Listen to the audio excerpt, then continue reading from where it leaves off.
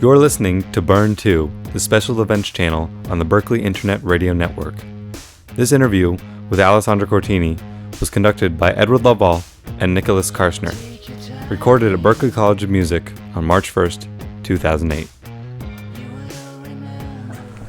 So what's up, guys? Not much. How's your week been? Hectic, but great. It seems like I had it. a great time. I didn't expect it to be this much fun. Yeah? I'm sorry to disappoint. There were no wrong answers, which was the best part. Nobody asked anything that I couldn't answer, but not like, as far as knowledge. It's just really challenging questions, but I had a good time answering them. You should come to more of our classes. Yeah. We need that kind of turnaround in responses. Yeah, I think they probably locked the best students away, and they probably released them yesterday night or something. Yeah, out of the catacombs downstairs. That's right. Yeah, I mean, this place is a jungle. Oh yeah, I mean, I should just be barely. out. I can kind of know where I am just now after a week. Yeah. A little bit. But. I just found, I went through trying to find one of the music MP&E office the other day, and one of the guys directs me down the hallway, and I go in the back, and like in the back corner, I'm like, it's clearly not over here, and then I see a door that leads up to the back, under part of the BPC stage. That's where that goes. Okay. Connect the dots. Yeah. Did you ever get your album out digitally? Because I saw there were some problems. They're working on getting it out on iTunes. It's Okay. out on Amazon, but we're still waiting to hear back from iTunes. So I want to get a copy. I keep listening to that trailer over and over. If you guys have a drive, I'll leave you copies because I have copies. Yeah, we got. Happy to offer you a port. Yeah. Perfect. Yeah, I have them on. I think I have it in my drive, so I'll give it to you. Cool. All right. That'd be awesome.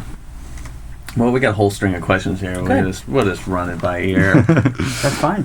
Far be it from formal. So what do you think about our entire setup here at Berkelee?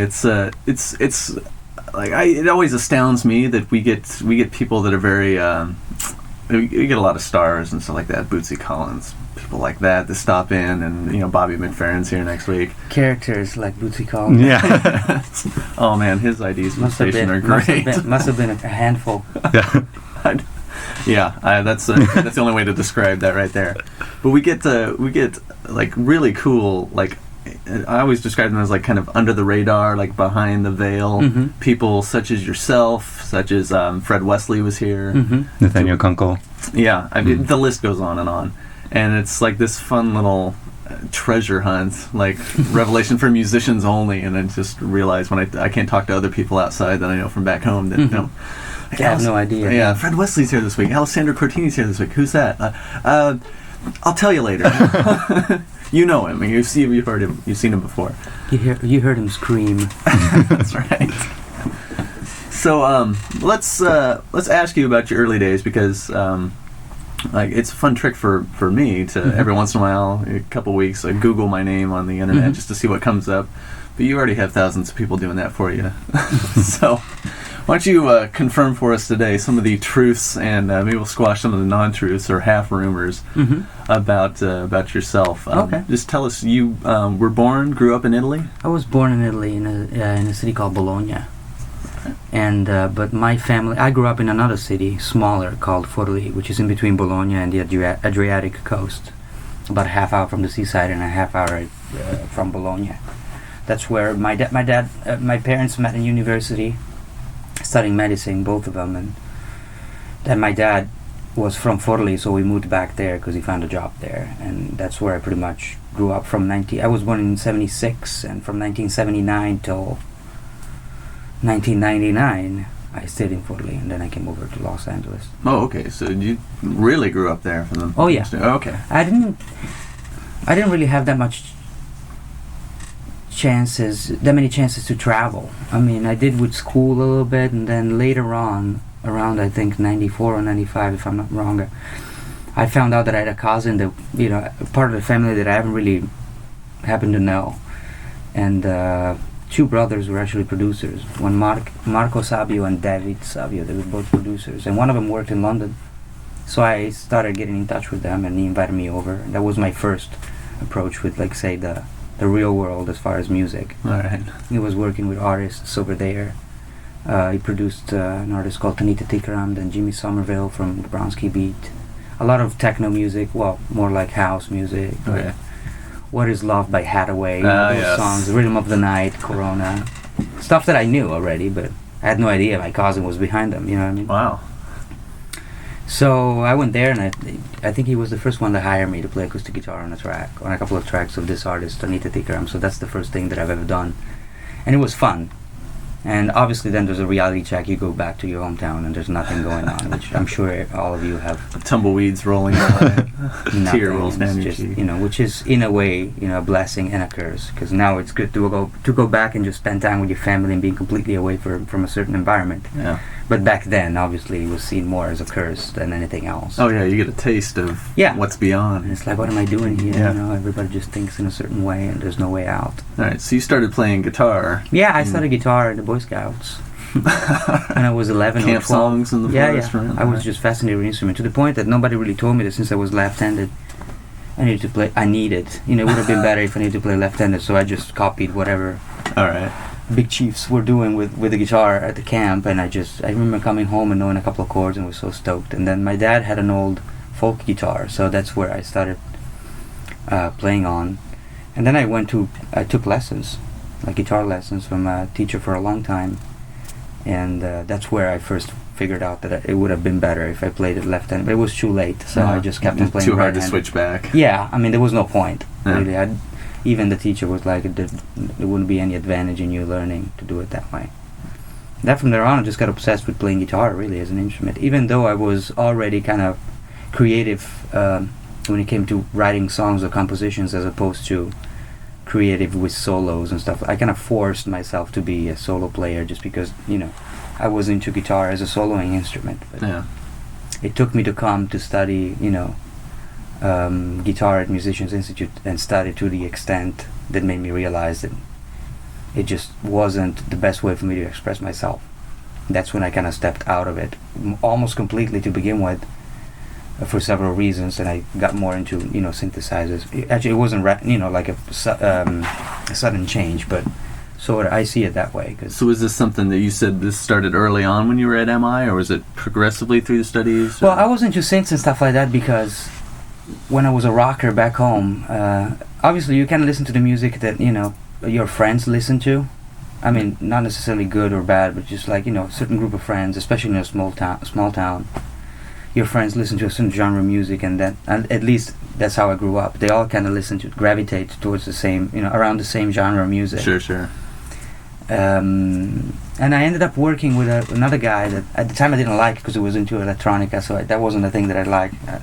I don't know why, but, you know, it's really easy for Italians to have, you know, a certain way of just not accepting things and just rejecting them.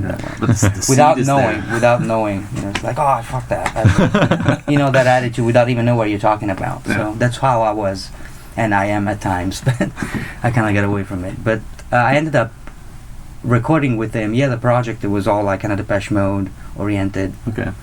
And he asked me to play guitar on it, so he kind of got from me, you know, distortion. And I got from him the whole environment of programming and synthesizers. That's how I got into it, and I saw how expressive they can be as instruments. That's Depeche Mode's a good introduction. Because, you know, to me it was more like, people, you know, use machines because they can't play. You know, that was what I thought, you know, because obviously you spend hours with a guitar. You don't see yourself spending hours with a synthesizer. I didn't at the time, obviously. Now that's how I spend most of my time. Some of us definitely get into those. You know what I mean? And so that's how I kind of got my first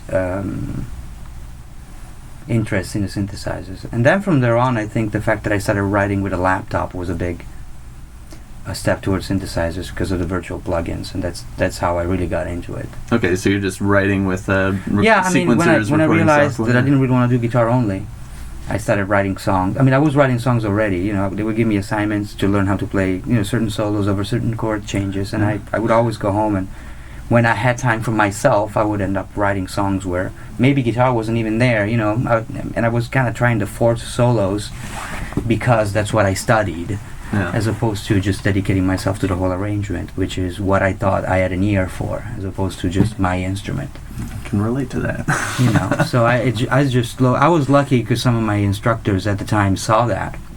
So instead of giving me assignments, they were strictly guitar oriented, as in, you have to solo over this chord changes. As I said, they would give me a certain amount of chords, and then tell me this is the verse. Come up with 3 different choruses for next week. So it was towards the end of the course, which was one 1-year course at the time. So it's almost starting to be like compositional. Yeah, I mean, they saw it, so they tried to adapt the knowledge that I learned in the class into something that I liked doing, and to their ear, I was more talented than the guitar. I mean, I don't think that I sucked at playing guitar. I just wasn't.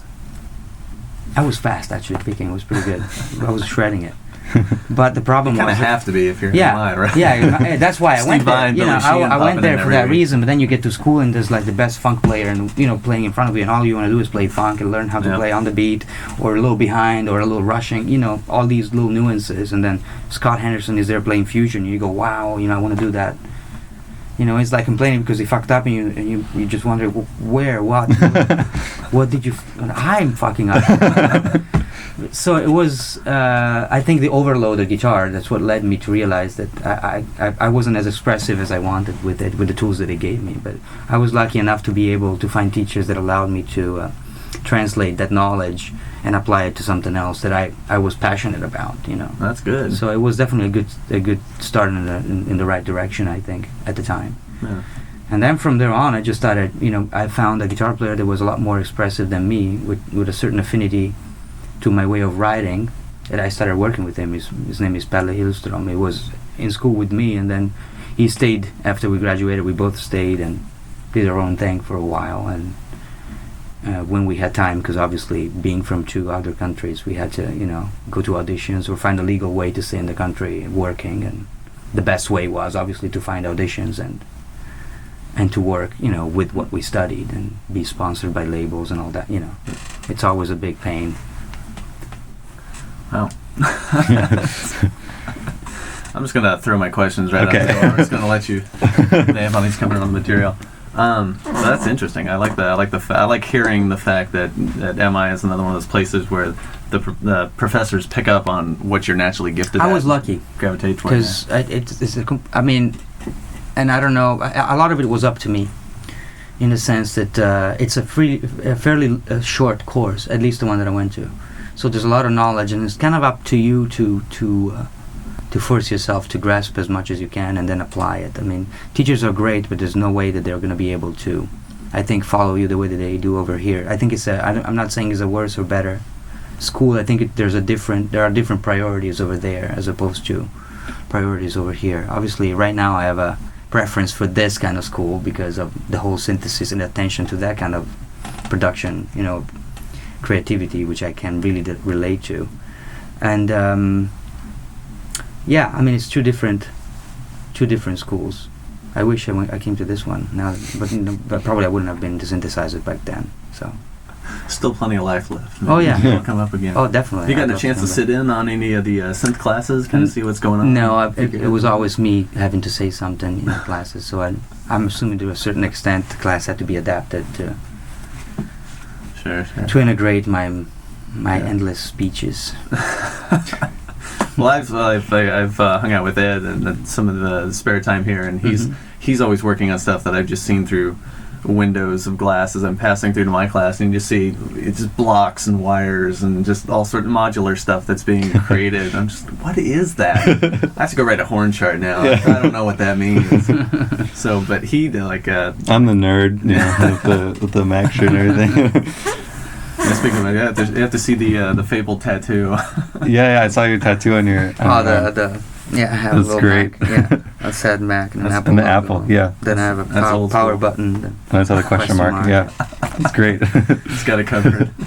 You got an endorsement deal lined up? No, not yet. No, I don't think I would ever. You get the iPhone tattooed on the calf? No, I won't get that far. It was at a time in which Apple was a little less. I mean, I'm not complaining about the company, but there was a different philosophy behind that. Yeah. Behind the whole company back then.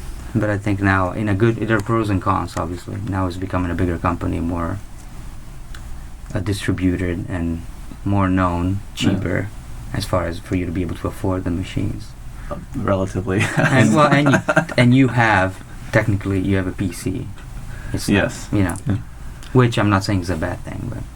And you use Logic, right? Is that your main sequencer and recorder? I would say if I had to pick one, probably Logic would be the one that I do most of the work in. Do you, do you do a lot of just multi-tracking with it, or do you do a lot of MIDI production as well? Do you mix the two? Anything that gets me to the goal that I'm trying to achieve. But yeah, I use it as a recorder mainly to record audio, and then I use it to control my synths. So from a media aspect, and I started with Logic just because I tried them all and I related to that more. I did civil service in Italy, which is basically you don't do military service. It used to be compulsory, so you had to do it, but you could choose. Yeah. And I was lucky to end up in the local rehearsal space. My town had a great facility where financed by the town, where you could pay $2 an hour, and you could book a rehearsal space. There was a little recording room with a Tascam tape, recorder. Pretty cool. Nothing special, but nobody really needed. Yeah. $2 an hour for rehearsal space. Yeah. Not bad. And I went special. there basically to do my civil service for 10 months, as opposed to going, to learn how to shoot guns and stuff like that. So it was great. And I brought my computer, my first Mac, there. And that's where we had songs, me and some friends, we started recording, and I remember recording 3 songs in Digital Performer and working with those 3 songs there. And it wasn't like learning, I didn't have a manual, it was just like how quick I could actually do or figure out how to do what I needed to do. Yeah. So I did 3 there, 3 in Cubase, and then 3 in Logic. And Logic seemed to be, I don't know if it's because I already figured out a lot of it with the other sequencers, but Logic being the last one, maybe because it was the last one, but I related to a lot more. And then I figured out it's kind of like just a guitar or a different, they do the same thing, especially nowadays where like automation in Pro Tools is in Logic is copied from Pro Tools, or Elastic Audio is copied from Ableton in Pro Tools. I know, I found they that. all, and it's cool because it keeps, competition, and it keeps them adding features. So it's cool to us, pros and cons there too. There's a whole 4.6 layout in the and Digital Performer there's manual. stability. Obviously, that is an issue when you start adding features, and and don't get me started on DigiDesign, but Me too. I'm not a big fan of DigiDesign. No. Everybody has But I do their like Pro Tools. Yeah. I think it's really effective for editing, and mixing is a lot quicker than Logic. For sure. So you do most of your mod wheel mood stuff in Logic? In Logic, yeah. Cool. Because a lot of stuff, I've always had Logic on my machine and on the laptop, and I've always started writing in Logic. So actually, not all the time. I use Live for some stuff because I like using new software, because sometimes it makes me create differently. Yeah. But usually, like Reason, when Reason came out, I already had a pretty precarious but stable way of working with Logic, which didn't have synths or virtual synths at the time. It was a program called Retro AS, which was for it was a virtual synth, but it was a standalone application that I believe you were rewiring. I'm not even sure. It wasn't rewiring because the audio wasn't coming through Logic. I think with the IAC bus, you could actually have MIDI to go from Logic to that, and then the application itself had a bounce mode, so you could actually record whatever was being triggered to audio, and then I would import that to Logic with synths and with a sampler. They made another application called Unity, which was for samples. The company was Bitheads. They had a program called Fraser, which was the precursor of Ableton Live. It looked so bad. It looked like somebody built it in Maximus P. I heard that's like when you overdo the colors because Maximus P is so sad, and you do that kind of stuff. It's kind of, you know what I mean? It looks like OS 7. Yeah. It looks kind of like that, but great idea, But you know what I mean? It looks like kind of old school. But that's what laughing right now because he knows exactly what I'm talking about. And it was kind of sad, but it worked at the time. But going back to Logic, by the time Reason came in, it could do a lot. But I already had a working system that I wasn't really willing to leave for something else. So I kind of played with Reason. I'm sure the stuff came out of it. I think I wrote stuff just by playing around, and then I imported it into Logic. Actually, I'm sure, because there are songs that are written in Reason, but I never kept it. In fact, I don't have it. Never upgraded. I have an old version that doesn't work in my computer. Hasn't been working for ages. I can't remember the last time I opened it. Just because I had a working environment, by that time I think that the fever or having to have the latest thing kind of ran out. in a way. Even though you just operate with what you know and what the future creativity. Yeah, exactly. Even though there's always a part of me that wants to upgrade. Like I can't resist operating system upgrades. I upgraded to Leopard the day it came out. Yeah. Even though I was working on stuff, but then again, it wasn't anything I was making money out of. I had a deadline for, so you kind of keep it safe. Yeah. So I just went for it. It was my stuff, so all it did was just slowing the release of my own music, which is fun. Amazon's taking care of that for you right now. Yeah, exactly. Yourself. So it's just like upgrading my system.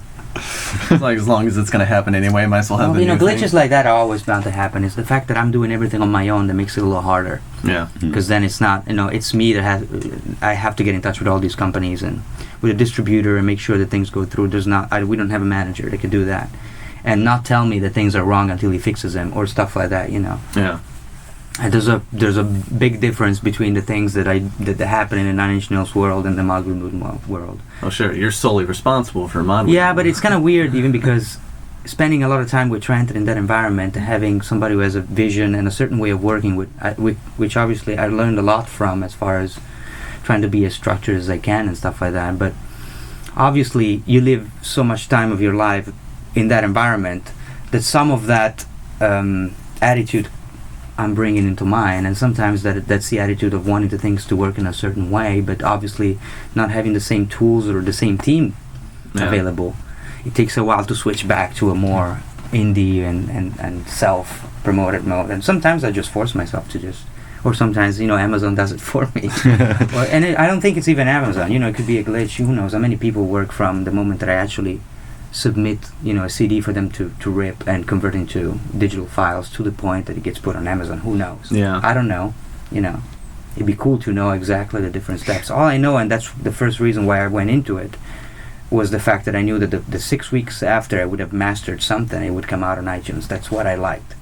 I didn't want with Mod Will Mood. Since the moment that we started, we were lucky, quote unquote, to have some of our songs to get a little bit of label interest, but it was always labels that wanted us to do, like they listened to one song, it's like, this is really cool. Somebody in New York would call us from Atlantic Records and go, this is really cool. Do you think you have more like in this vein?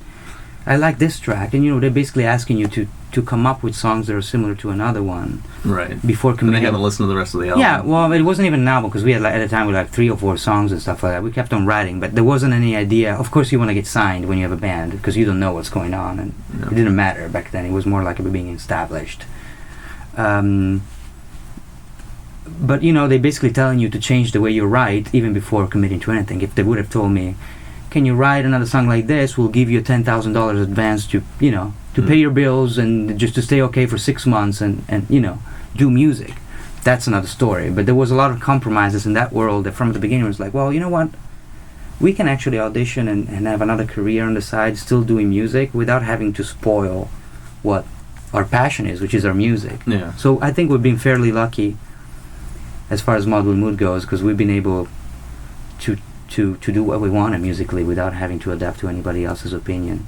I mean, we listen to people's opinion. I mean, I try to let it, to get opinions from people, especially on the way that programming is or mixing or the songs. You're listening to Burn 2, the special events channel on the Berkelee Internet Radio Network. And this is like the label question brings up something for me, because being from a non-synth experience, knowledge, anything like that, it's you hear things like Depeche Mode or Nine Inch Nails, Mod Will Mood or Air, or thousands of artists out there, and there are some similarities and some extreme dissimilarities, but they're entirely different from those on the inside and those on the outside. Mm-hmm. So you get a manager that just likes the ambience of maybe he heard a Brian Eno track 20 years ago, and he heard something that that he liked off that, and he wants you to make something else, but your idea of what's going to sound like that track is not what he's thinking of. But it depends even when you start teaming up with these people. I mean, Trent's management, for Nine Inch Nails management, picked him up when he was Nine Inch Nails already, so I think key is for people that you work with to see what you are, and especially if you're somehow developed artistically speaking. Mm-hmm. So you don't leave them enough room and then too many choices. So it's just the choices. Yes, I like where you're going, what you're doing, and I want to work with you. Or no, I'm not into this kind of music. You know. Yeah. Obviously, when you have an artist that doesn't know where it's going, and I'm not saying this in a bad way. I'm just saying it's not well formed. Still developing. Yeah, still developing. Yeah. Obviously, there's more say from an external, party to be able to say something and to develop it in a certain way. It's natural, and sometimes it works that way. Sometimes most of the time, artists needed somebody to guide them. And I'm not saying that I wouldn't take advantage. I probably would like to work with somebody at a certain point because I'm getting bored of the way that I approach my own music. But like you take Nine Inch Nails, and he pretty much has always a certain idea aesthetically. Whether he works with other people in the studio or not, he has a firm idea where he's supposed to go, or a certain, it's going to be Nine Inch Nails in the end. It's not going to be just because somebody else comes in. It's going to sound like Air, or you know what I mean, something different. Yeah.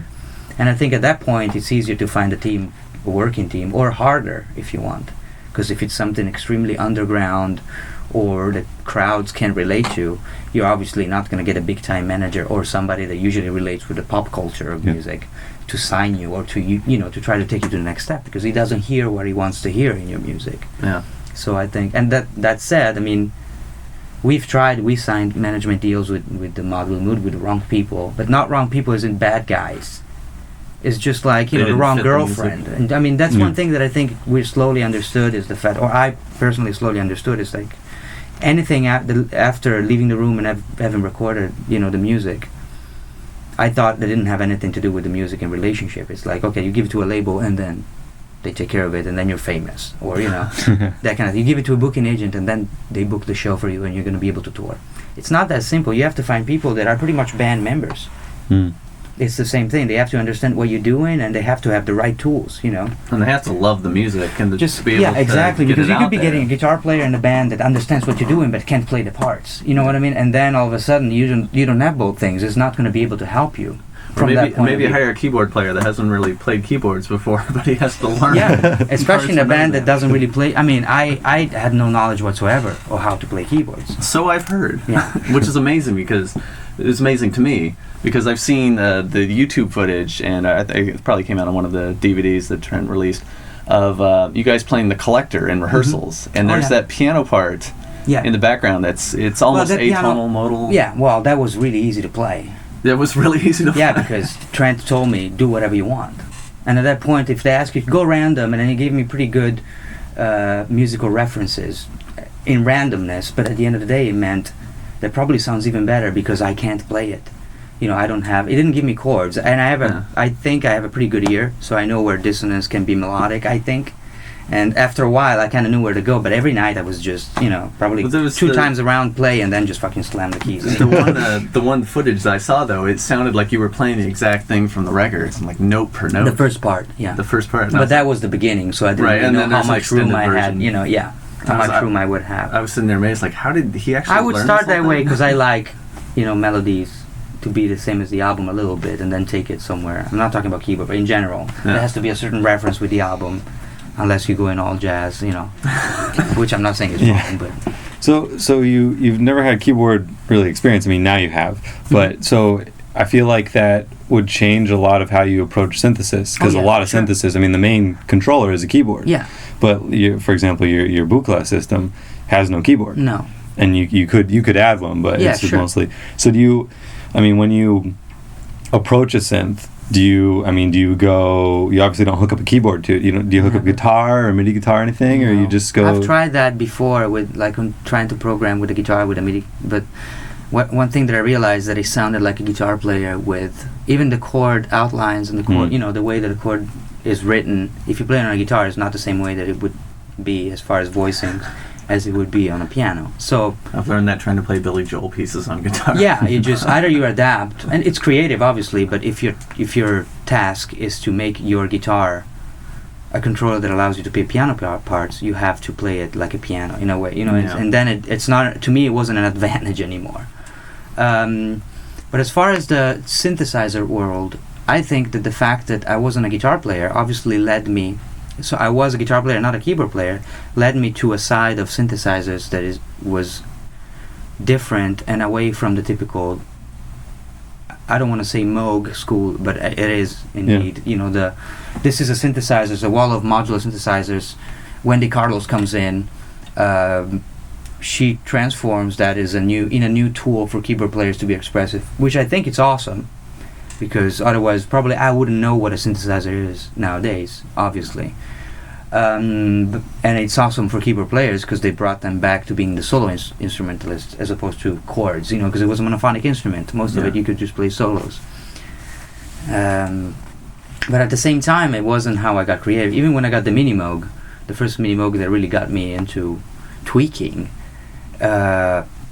I had headphones, but usually I would just play, you know, trigger the note and then just play with the knobs and see what would change, and then come up with rhythms just by, say, switching octave switches, you know, like stuff like that, and which was a little different probably from what people liked about it. And Buchla had that kind of attitude, I think. Yeah. And I don't remember how I got into the whole Buchla thing, how I got, who showed me or who played me what. I think it was Peter Grenader from Plan B synthesizers, which at the beginning when I met him, it didn't have a company back then, but I think that's how I got familiar with it. At the time I had an Analog Systems modular already, so I kind of wasn't that kind of mentality, but in a way, even though I exploited it and recorded as much as I could, I didn't know everything about it, but I would come up with the same things after a while, and it was because most of the modules were the same bread and butter modules you always have, so a certain amount of oscillators, a certain amount of filters, and the same things, right? The envelopes worked the same way, and it sounded great, don't get me wrong, but after a while you end up doing the same things in a limited system. And I think Peter introduced me to some custom modules that he was making, and at the same time I think he got me into Morton Subotnick and the whole, you know, Buchla as a compositional tool concept, which was completely new to me, you know. And all of a sudden I have a synthesizer that doesn't really make, I didn't even know it was a synthesizer when you listen to it. You know, it makes a statement that is not specifically tonal. There's no melody. There's no, well, not, you know, standard melody. There's no chord changes, or there's no, it sounds more like an organic instrument as opposed to. It's a sound. It's a sound, but, you know, and so I really got into that. And obviously Buchla wasn't out with modular back then, but when it came out in 2004, I remember I was teaching at MI at the time, and I remember printing out all the modules from the catalog and just keep it in my attendance book, so during lap time I could just read through, and I really fell in love with the machine. And the first experience that I had with it is that for the first video that we filmed with 9 Inch Nails was The Hand That Feeds, and I borrowed a Buchla system for the video because I brought Trent to see the system at this store called Big City Music in LA, and he liked it, and he liked the way that it looked and everything, but he thought it was, well, which is right, it was really expensive for what it offered, because he didn't really, obviously you have to spend time with a machine like that, and we were on a rush, so I understand why he said that. But we borrowed it for the video because it looked really cool, bottom line, right? And, you know, if you go to places like Matrix Synth, people are going to go, oh, they're not playing it. No, we're not. It's not played on that video. It's just, you know, for looks, and it looks fucking cool if you ask me. It does look cool. But the thing is that the video shoot was like 2 days, and I didn't want to leave it overnight. So I brought it home. I ended up spending the whole night. I didn't go to sleep, and I went, you know. Let's go ahead and see what this bad boy can do. Well, I just didn't have to. It just captured me, and it was the same feeling I had with a Mini Moog when I first approached a hardware synthesizer, times 1,000. I didn't know what the knobs did. I didn't know why there was timbre on the oscillator, or there was morph. I didn't care.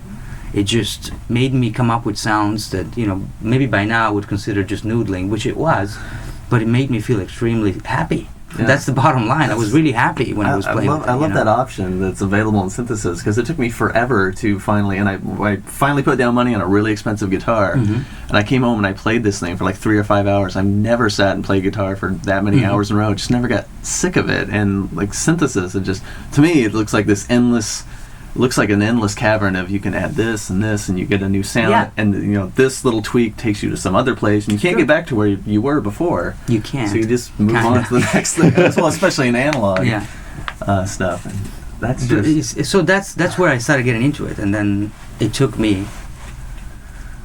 That was somewhere between because we went on tour in March, and I think we filmed the video before that. Somewhere in between February 2005 and the January 2007. No, the video was February 2005, and I had committed, and it took me 2 years, so basically till 2007 to decide to commit to buying a small system for myself. Because obviously you're thinking, I mean, am I doing the right thing? It's kind of like, it's a big deal, you know, for me to commit to a synth that is that expensive. It's not cheap, yeah. And it's always been, I mean, I was lucky because my family always supported the fact that I was doing music, so they weren't like, what are you doing with your life? But still, Well, everybody needs that. But there's always a sense of guilt, no matter how much the equipment costs when you buy it. And even nowadays, that it's my job to make music in a way, even if it sounds weird. Yeah. I always feel weird, like, well, maybe I could do without this pedal, or maybe I don't need it, or maybe, and you know. So I found a good compromise that I usually, the stuff that I don't use for 3 months and I don't integrate in my creation, you know, in my creative process, I usually sell them. All right. Unless it's like a pedal that you know somehow is going to always come around and you're going to use it. But like a synth that somehow you don't relate to, and then you just sell it, or, you know. You can always buy it later most of the time, unless it's something vintage, you know what I mean? There's probably some on those wall of keyboards in the office. Yeah. You know, it's always worth. So I have a pretty streamlined home studio. There's not a lot, you know. I don't have one of each, because I don't think I would use them all. You've got what you're using. Yeah, for now. I'm probably For going to that, outgrow yeah. some of it, and, you know, and then add stuff. Plus, having the chance to work with Trent, I have, you know, the chance to play with machines that I've never played before. But with Trent it's difficult because, for example, I was in the market to get away from the last plugin that I was using to record, and it was like polyphonic analog emulation. I still use software since, but I wanted to have a good analog polyphonic machine. And the Trent was kind enough to let me borrow his Oberheim expander, which is an awesome machine. Yeah. Sounds awesome. It's a pretty great polyphonic, if not one of the best ones.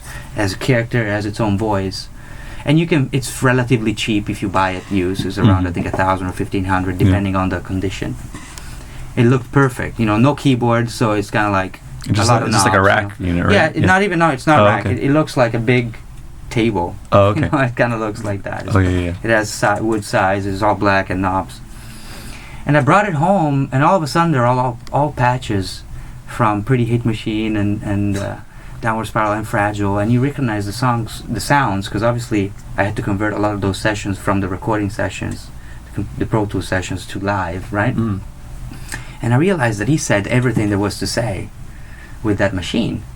He was just so expressive with it that he was able to create an array of sounds that would go from one extreme to the other, all from one machine. To the point it's like, what am I going to do if I buy one of these? You know, I know that I might be able to impress certain side, you know, a certain creativity that is mine only to it, but it didn't look appealing anymore, because there was so much that had been said with that instrument from him, that it's like, man, I feel I'm probably going to end up making it sound like something he has done already. Yeah. And not even from a commercial point of view, but like creatively, it wasn't, I don't want to say challenging, but it just wasn't interesting anymore. So I actually ended up buying a Joe Mox. I'm glad I did. I bought a Joe Mox Sunsin, which is one of my favorite synthesizers. Just really good sounding. And so you like a lot of the hardware stuff. You gotta touch it and feel it. Mm-hmm. It's not that you're against software, right? I mean, no, I think that I'm quicker to commit to. The fact that I commit two things in a studio, and I come from laptops, so I've done everything in software. Mm-hmm. And the example again is the Minimoog. The fact that I had it as a plugin, and I was happy with it until somebody gave me the real one, and all of a sudden it's 5 hours later. You had headphones, and you came up with stuff with a comparable amount and structure of modules in the plugin version you wouldn't have come up with. So the stuff that you come up with hardware is radically different as a product, sound wise, not by quality, but just like the parts that you would come up with. And on top of it, I felt a lot more accomplished, because there's a certain sense of closure when you actually print it to audio that I don't think there is when you're working with software. There's never been. You can always go back and change something. You're not committing to a setting. And that's why I think, that's one of the advantages with hardware. The sound came second, actually, I think, because because I'm not like a synth freak to the point that that's all I see. I mean, I'm still thinking about the song. So, no matter how personal and how characteristic and unique a sound you have in a song is, it's still a part of a song. You know what I mean? And then probably vocals and the melody and the chord changes are going to be the core. Now it's up to you to make the production work for that. Yeah. But it's still a synthesizer, and few people are going to tell you that's a real analog. I think, if it's a good song, nobody cares. It's a great song, and that's why I didn't really care about the song to begin with. Now I have more of an ear for that, and obviously, if there's one thing that I'm more attached to is the instability of the machine and the creative process more than the sound itself. Yeah. In fact, the oscillator, the Berkelee, the oscillators are digital, which some people thought it was, unacceptable. But to me, nobody would have been able to do, the variety, to come up with a variety of sounds and patches that I did in an hour and a half the other night with a system that doesn't allow you to save patches. There's no way, simply, because I would have to. I unplugged the cable twice, only. All the rest were done with knob twiddling and changing presets that I already set before. So it's not that the show was playing itself, but there was a certain amount of it's like picking up different instruments every time we would change preset, sound would go in different place, and then all right, let's see what we have here, and then I would open different channels at different time of the song. So I'm a big, a system like this is a new take into modular synthesis, and I can relate to that. But to go back to your questions, I agree. The fact that it's hardware, it leads you to different places, and that's what I like. So it's not even just the tactile feedback. It's mostly a tactile. Oh, really? Feedback, yeah. What if you were to say have like a MIDI controller that was controlling all the parameters of the software? Would that But think you that would already do it? said it's a MIDI controller, so that implies a different environment. So I think the way that it looks and the way that it presents itself has a lot to do with the way with the stuff that I'm going to come out. Okay. If you guys, are you a guitar player? Yes. Yeah. So you don't even know how many delays you buy or I have. That I'm pretty sure it's the same circuit, but I like one better because of the knob placement, or the color, or the outline. As I actually played in industrial, like Nine Inch Nails kind of inspired band with Depeche Mode and all that.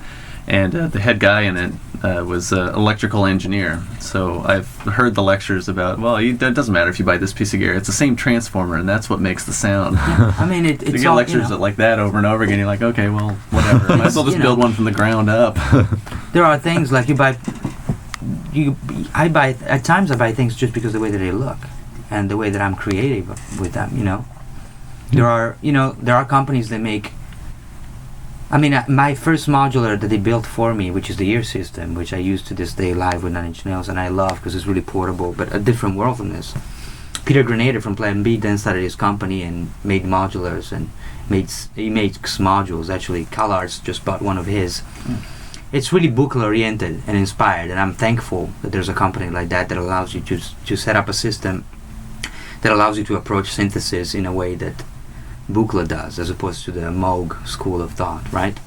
But I think a lot of it has to do with the interface itself. He's obviously, for now, limited to the Euro format, which is just 8-inch cables for everything, and a certain certain size of the module, which is dictated by the format he went for. And all of a sudden, you don't have the same banana chords that I have, in the Berkelee. So you're always gonna, even if you have the same elements, you're gonna end up with with a different sound. Yeah. Even though his sound probably, if you're going for the analog Berkelee approach from the 60s, 70s, his way is the way to go as far as sounds, because his stuff sounds extremely similar in a good way and cheaper in a even better way. But I still use software. Reactor. I love.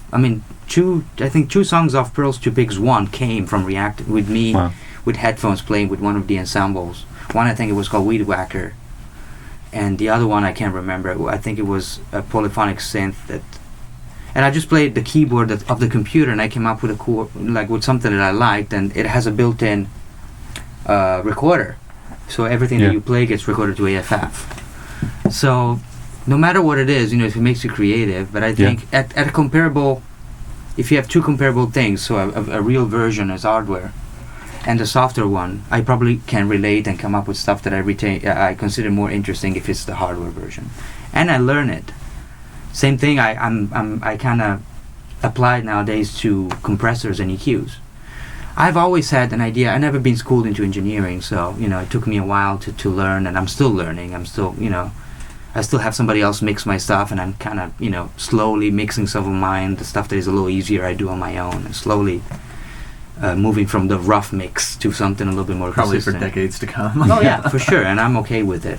But what I learned is that even something like compressor and EQs that I always had in software, I never really understood until I bought a hardware version, compression being one of them. Whether it's the fact that compression, everybody says it sounds a little different and not as good as other plugins when it's software, or whether I think it's the fact that when I bought one hardware and I started using it, I committed to it. So every time I would overcompress, all of a sudden I recorded a bass that is overcompressed, and all of a sudden you see it can be, or you overcompress a whole track, and all of a sudden you don't hear the dynamics of when the chorus comes in, it should be louder, and it's not because the compressor is squashing it. You know what I mean? Yeah.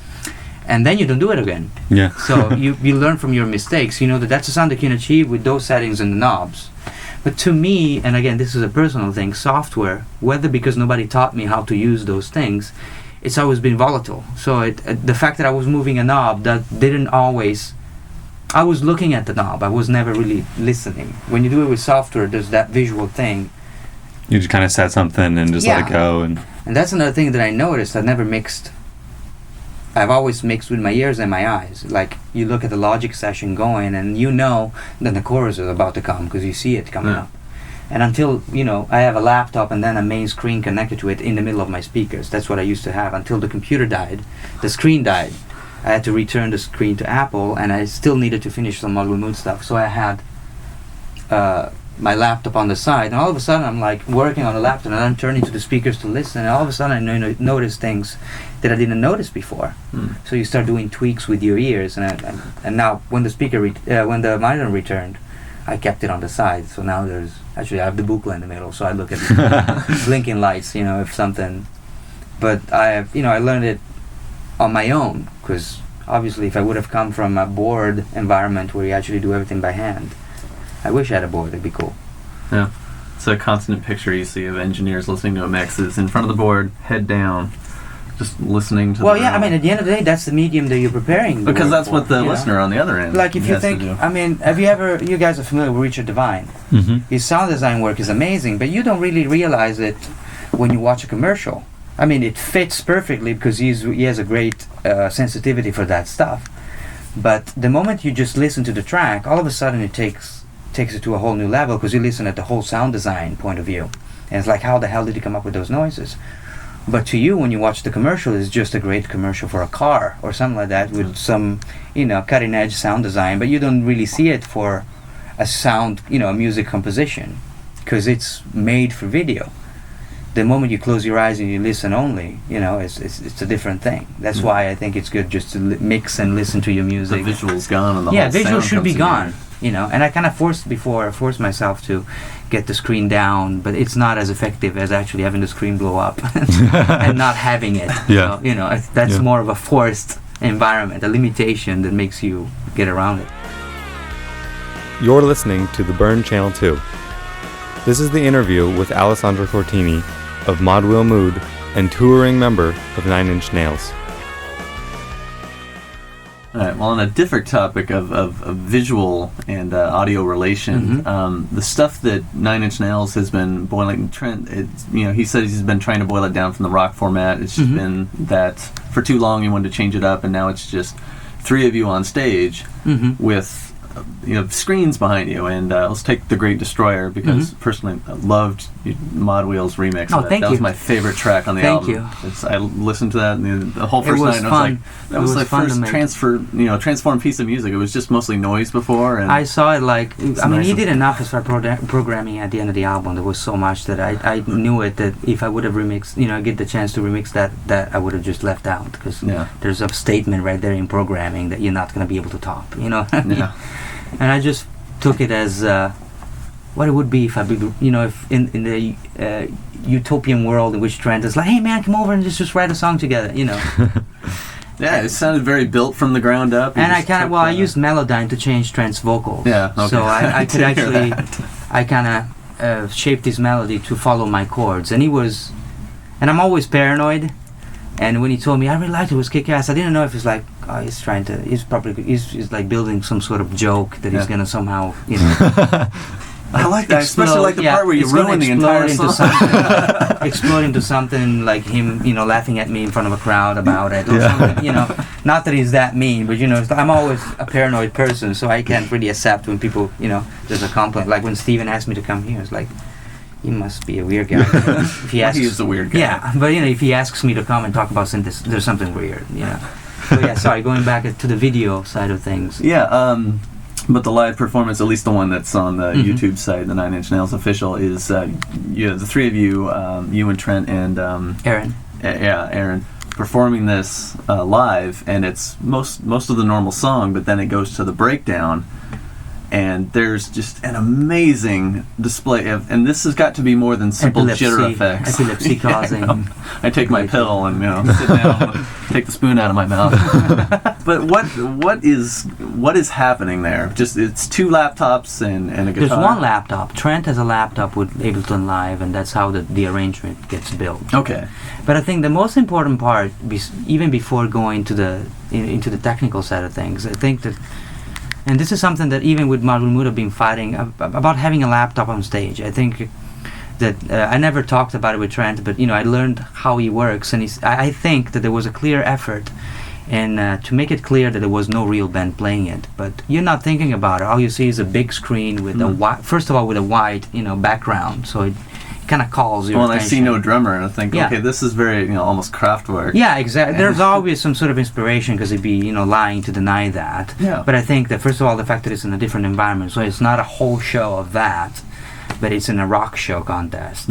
And the fact that I think that was the idea, and then it's been elaborated into something a little different, and it's his take on a concept like that in a way.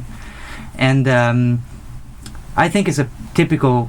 Well, not really typical, because I haven't seen it done that often, but it's a case in which technology has been masked in a way, because you don't think about the laptop when you see that, at the show. And we didn't really think of it just because it worked, everything was working. So how it worked though, there was an arrangement in live, and then at the end, while it was triggering loops, he was actually triggering clips too.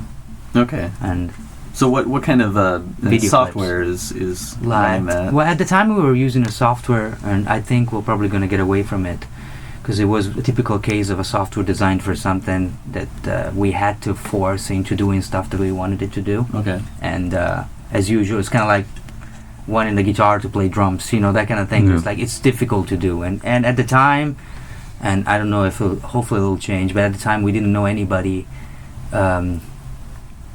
that could program, say, an environment at maximum speed of jitter. It was kind of in between 2 tours, so there wasn't even that much time to be able to integrate that kind of and it even looks like there's been plenty of frustrations where there's venues and it's not able to house that. Well, no, luckily most of that gets taken care of when we book, to know that where we go we can use it. It happened just once, I think, in Germany, that we weren't able to. Okay, well then there's plenty of coverage on that one show. oh yeah.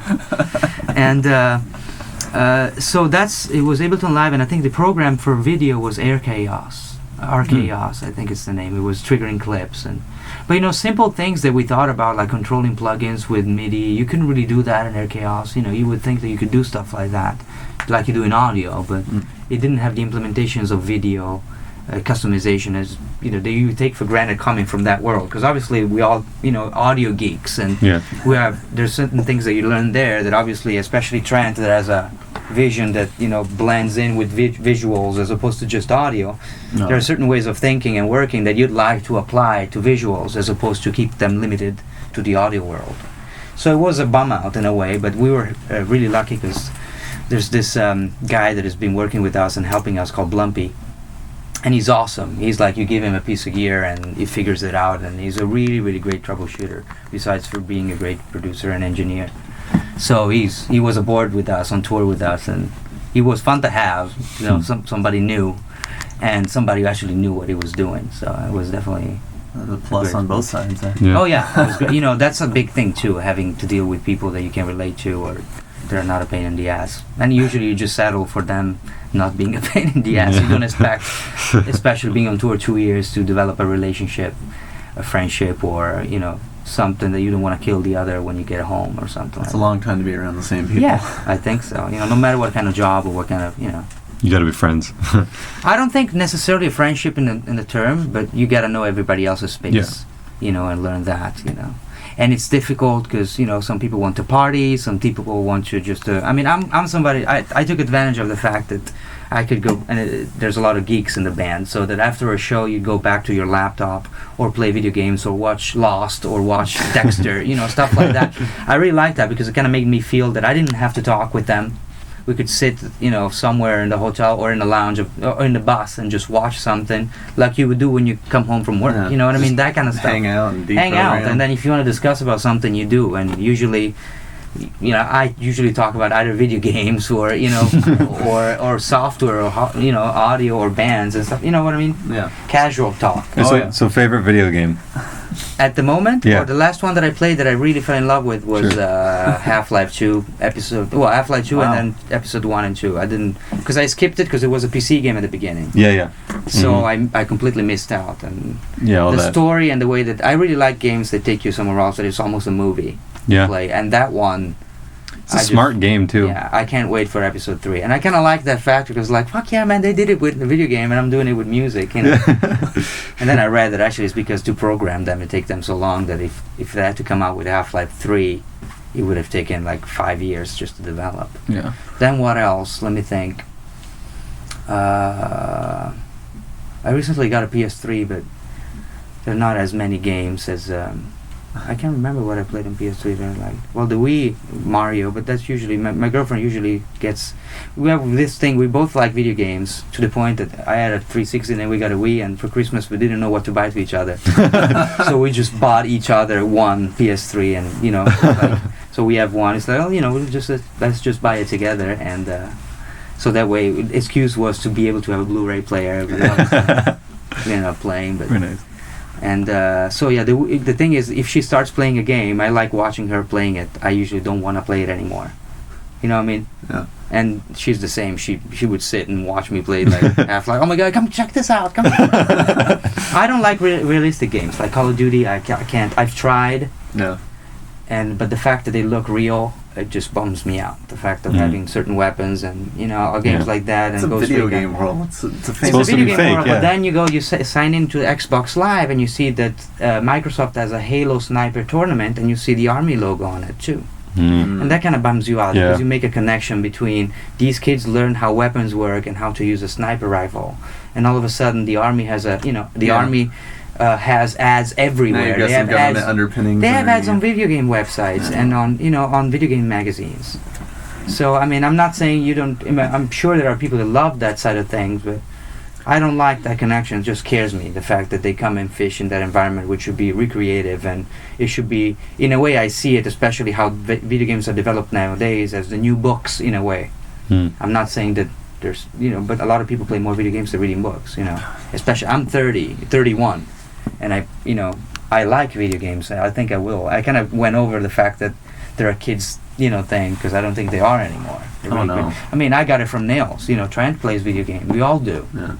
It's just, it's a cultural thing. It's our generation. I think there's more music composers. There's more video game awareness in the music around here. Oh, yeah, for sure. And there's a lot more, budgets are a lot bigger, so there's a lot more attention to sound design. There's actually a great band that I like called Belong, and they do a lot of droning stuff, and one of their members designs a lot of stuff with one of the members from Telephone Tel Aviv for PS3 network games. They did soundtrack for, and you don't realize when you play it, just like commercials, but there's a lot of that. So, but I don't like the realistic ones. So all the war ones and stuff like that, I just can't get it. If it's like the old Call of Duty, which is World War II, so something that somehow you can a little bit removed. It's removed in a way, and it has an historical factor. I can get away from the fact that I'm killing people. But all of a sudden we are in, I don't know if you play Call of Duty 4, but it's all of a sudden you're in Iraq and somebody's it's a little bit too real. I hate. I had to stop playing. I returned it right away. Wow. Yeah, I just traded in for Ratchet and Clank for PS3. Yeah, there you go. Something totally. It's a video game. It's supposed to be fake, which is a great game. Oh yeah.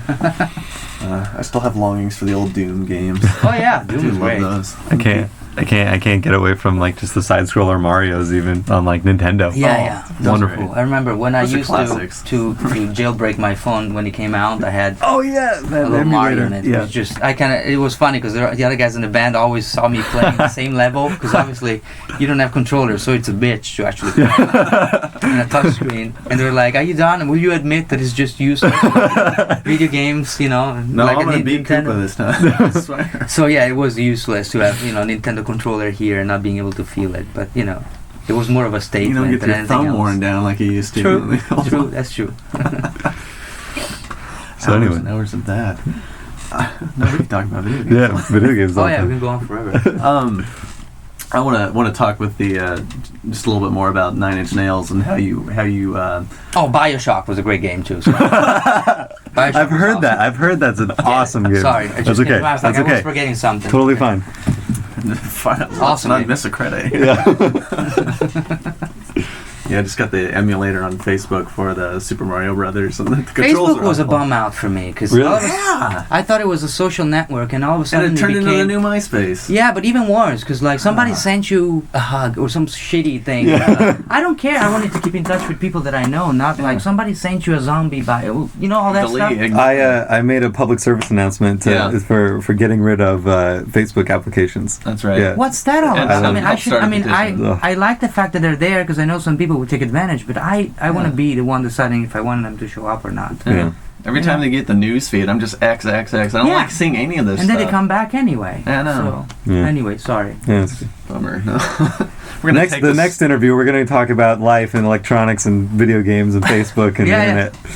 For sure. Stay tuned. and take this cut and send it to Facebook. Knock it off. That was a bummer. It's like they came out with all those applications like, I was just trying to get away from MySpace. Leave me alone. And it just made it as I like crowded. this environment. True. But auditioning for Nine Inch Nails, Mhm. this is the reports, and I always like to confirm what's on the internet versus what actually happened. Okay. But the audition, did it actually say for Nine Inch Nails, Yeah. or is it just, okay. But I think it was a closed environment. This guy called Barry Squire used to work for Columbia Records. I think he started by finding band members for Alanis Morissette when she started her first tour. That's how he started, because he knew people, and I think Alanis or somebody on Alanis's camp called him. I believe that's the story. Okay. And he knew people and kind of arranged for band members to get together. I think he made a career out of it in the sense that he started taking so much time out of his label time that he saw it as an agency that the labels or managements call. And then he puts together a list of musicians. If it's a guitar player, he calls all the guitar players that he has, and That's a long depending on the list. genre, and he can send them their age or whatever it's required. So it was a closed cattle call, if you want. You know what I mean? But this was for... I saw it at MI because he was working at MI at the time, Yeah. doing some stuff, and I saw the flyer there, which was a bum out because the guy found me other auditions before. He found me my first audition with the Mayfield 4. And I told him, if you find something that doesn't have necessarily to do anything with guitar, let me know. If it has to do with synths or keyboards, synths mostly like design programming or live, people that are trying to integrate loops or electronic elements into the live show. the stuff let I'm me not know. getting tired of. Yeah, it was because I already been through two different tours with as a guitar player, and while I loved the first one, the second one would have been called Everclear, was a bomb out. Okay, I just heard that when Ed told me this afternoon. So which tour? I'm from Portland, It so was, that was our Slow big Motion success. Daydream was the name of the That's album. okay. That's one of the newer ones. It was one of the I basically just joined because it was a great way to get a visa and stay in the country. And, Yeah. I made good friends because I'm really good friends still with the bass player and the drummer, and I have lost touch with the singer. But it was I didn't expect it to be the environment that it turned out to be. Mm. The band was completely going down, so it was at the wrong place at the wrong.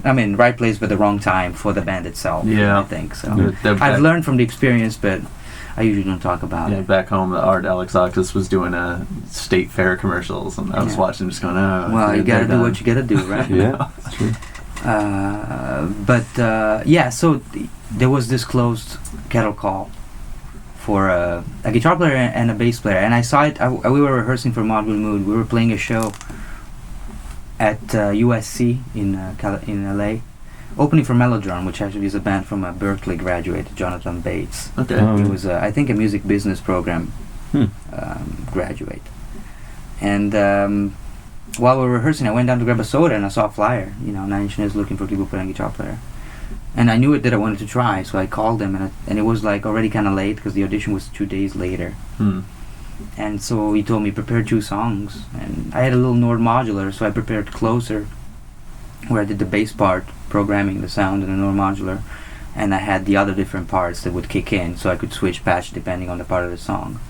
And I did Wish, which I played on guitar and synth, because there are, the parts where the little synth part comes in is when you're not playing guitar, so I could just keep the Nord modular. So basically I showed up like that with my Jazz Master and a pedal and a little Nord modular. So I had the Nord modular in front of me and the guitar. And at the time I had to play on top of a live version of the CD. It was a room at Cole Studios, I think, in Los Angeles, a rehearsal space. Right.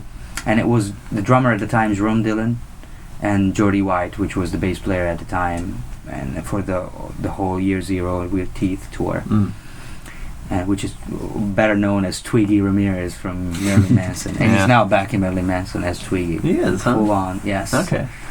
And they liked what I did, and they called me back for another audition, more songs, and this time it was in the same place, but still on top of a CD. But Trent was there. Everybody was there. He's all entourage. The art director, his assistant. I have to know the scenario because when you go in for auditions here and. It's 2 guys at a table with a notebook, and they just sit there and watch you play. That's more like the Fame, that's which makes sense. Your hands are shaking. Well, that in LA, it's kind of sad the way auditions go, even because, again, I think a lot of what Trent liked in me didn't have to do with the way I played, but I think he saw already a band member on stage and what I can do, and then obviously by talking about my passion and what I knew about instruments and the fact that we both had a passion and interest into modular synthesis, I think there are all different tassels that, made him make that decision. And the fact that at the time I didn't think I was a pain in the ass to be with, because you think about that too. Obviously, you have to be with this person for 1.5 years, 2 years to tour. Yeah. So, the audition itself was basically just me under lights, on a little stage, and then they were sitting in front of me in the dark, so I didn't really see anybody playing. And I remember playing. I don't know if I played the same things. All I remember is that there was a live version of The Frail, which is a piano song that I practiced forever because I wasn't a piano player. I borrowed one of my students, Triton, to have a keyboard to practice it on. And I remember having to ask to stop because I couldn't play it, because of the fact that there was crowd coming out of the speakers because it was the live version we were making practice on. It's very and loose it's really loose. So how can you gonna be able to play on top of somebody that is already playing freely? I mean, unless you're a well-trained keyboard player. Berklee performance professors would expect you to transcribe. Well, I understand, but this is it wasn't my instrument. It was only a week previous. I practiced these songs for a week, so that was all I did. That and the Wretched. Actually, I practiced the Wretched. I knew how to play, but obviously. I didn't pay too much attention to The Frail because it was the intro in a way, but he asked me to play from the top. So, but I think a lot of it was the fact that I learned all the background vocals, all the little sounds that I prepared on my Nord modular, and so I think he realized that I paid a lot of attention to the arrangements as opposed to show him that I was a solid keyboard player. Yeah. So that he sing the song instead of just I was the like, part. I had the background vocals where they needed to be, and I made certain sounds that somehow resembled the ones that he made, even though I figured later on I just realized they were just shitty. But I think it gave him an idea that he could somehow shape me, into what he needed, which I think he was right, in a way. Only after getting into sessions and looking at the sessions of the recordings, I realized, oh wow, this is how it actually sounds if you listen to it alone, a certain sound. It was actually 2 synths, for example, playing at the same time, and to me it just sounded like one. Things like that you don't realize when you are trying to transcribe a sound. What I mean? And after that, he invited me over for 2 days later. He invited me over to hang out at the Village, where him and Alan Mulder were mixing. Alan Mulder and Atticus Ross, which is his programmer and / co-producer, were putting the finishing touches to With Teeth to play me some of the tracks, which I fell in love with. I remember that Atticus played me All the Love in the World, which is the first song in With Teeth, and I was ecstatic because I thought that that it was a great statement. You know, I'm a big fan, and I hate because, you know, I don't think Trent would like me to say this, but, you know, I love Kid A, and it's probably my favorite Radiohead album. All right. And I noticed a similarity as far as a statement from an artist like Nine Inch Nails that has established himself with a certain genre to start an album which in a way is its comeback with a song like that. You know, to me it seemed really challenging, but it wasn't just a statement just to do it. The attention to the detail of the programming and how the song, you know, develops, and the attention to the small loop here and there, little noise, and the way that he sings, the things that he sings about, and how it just explodes into a, to me, Elton John outro, tambourine, piano chords. Awesome. To me, it was fuck yeah. You know what I mean? When I listened to that, I was like, this is awesome. It was a lot more melodic than what I expected its next album to be. Yep. Granted, the second song is you know what you are, entirely which different. Is a wall of hate, basically. You know, which is great. That was the album I actually first started listening because I was in a band that was playing that style. That was the first album I got. You know, the day it came out, and I was like, wow, this is not the first track is like, this is not what I expected to hear. And I fought so hard to play that song live, but somehow it's one of those songs that we've never been able to make. We rehearsed several times, we've never been able to translate in an effective way. Oh, you know, it's always like another one is The Perfect Drug that we tried several times, but it's the same thing. You know, I think that there's a process that you have to enjoy in order, and there's a certain amount of time that you're going to enjoy the process until you find something that excites you. Yeah. Like spending a lot of time to come up with a good sound and just getting bored. Same thing. And I think that rearranging some of those songs for live environment just came to a point in which we just gave up because it was just not worth it. There was no way that we were going to be able to recreate, to create an alternative version that would justify its live, you know, execution as opposed to play it exactly like it was in the album. So, wow. But so that's, you know, we hung out for a day, just grabbed some lunch together. It was kind of awkward, obviously. But I came, you know, there was a day I spent a little more time with him, with Atticus. I came to know Atticus, Alan Mulder, which it was, you know, it still is one of my idols when it comes to production and to mixing in particular. And I remember driving home from that and just like there was a weird feeling of knowing that I belonged, that's what I wanted to be. I was in the right place in my life to do that. But you know, there was a side of me that goes, what if it's not, you know, it's not as natural and as meant to be as you think it is? Yeah. And what if you're telling yourself a lie? So it was like kind of a weird period, you know, to know that you belong and that's your gig. You know, like you know that you can offer that much, but knowing that at the end of the day you are telling these things to yourself. So there's a 50-50 chance that they're gonna go, because they were, you know, they had other keyboard players much more qualified than me for the gig as far as you know, being prepared as a player. But I think he made the right choice. I find it hard to believe that you would disagree at this point. That's good stuff coming out of that too. I had a great time, and you know, at the beginning I thought it was going to be the more hired gun environment that I've ever been, because I knew that it was, and we all know that it's really self-sufficient when it comes to being creative and recording and doing everything. So I expected somebody telling me, do this, do that, and do this and do that, which I expected that. Yeah. So I would have been cool with. But whether it was because he liked my approach with synthesizers, you know, and whether because he was trying to get away from the previous approach of sampling everything and just recreating the same way that it was in the album, he left me a lot of room to come up with versions of the sounds and in a way of the parts without getting into, you know, melodic changes, but with the tools that I picked. And obviously it wouldn't always work. Sometimes it would be something that he told me, try something different or try this, and he would come to the synthesizer and make certain changes, which I thought it was really cool too. But most of the time it would just let me do whatever I wanted. I'm not saying about overplaying and stuff like this, you know, because I can't play it to begin with. So it was more like doing stuff too much, you know. And it let me, now when I listen to a live version, like if I look, the few times that I've been able to look at Beside You in Time all the way through, because I have problems looking at myself in that environment. But I can hear that, especially the stuff from with Teeth, there's an effort to make it sound different from the album.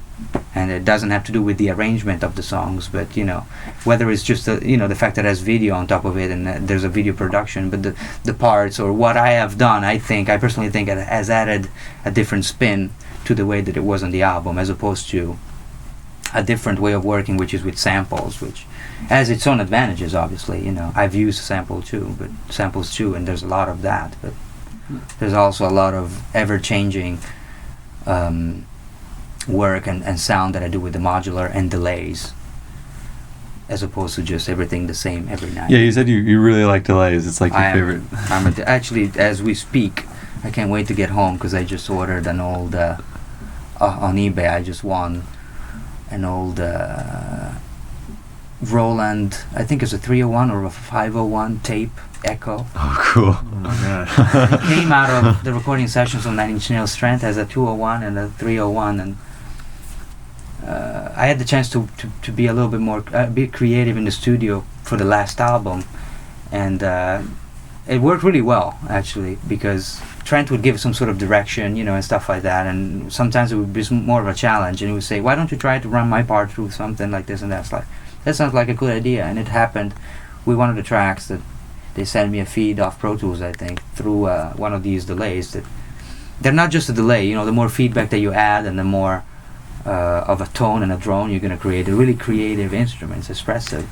And then we just used that, and a melody came out of it, so it's a really expressive instrument. So, and then I harmonized the melody with it. It was just like, fuck, I need to get a box like this.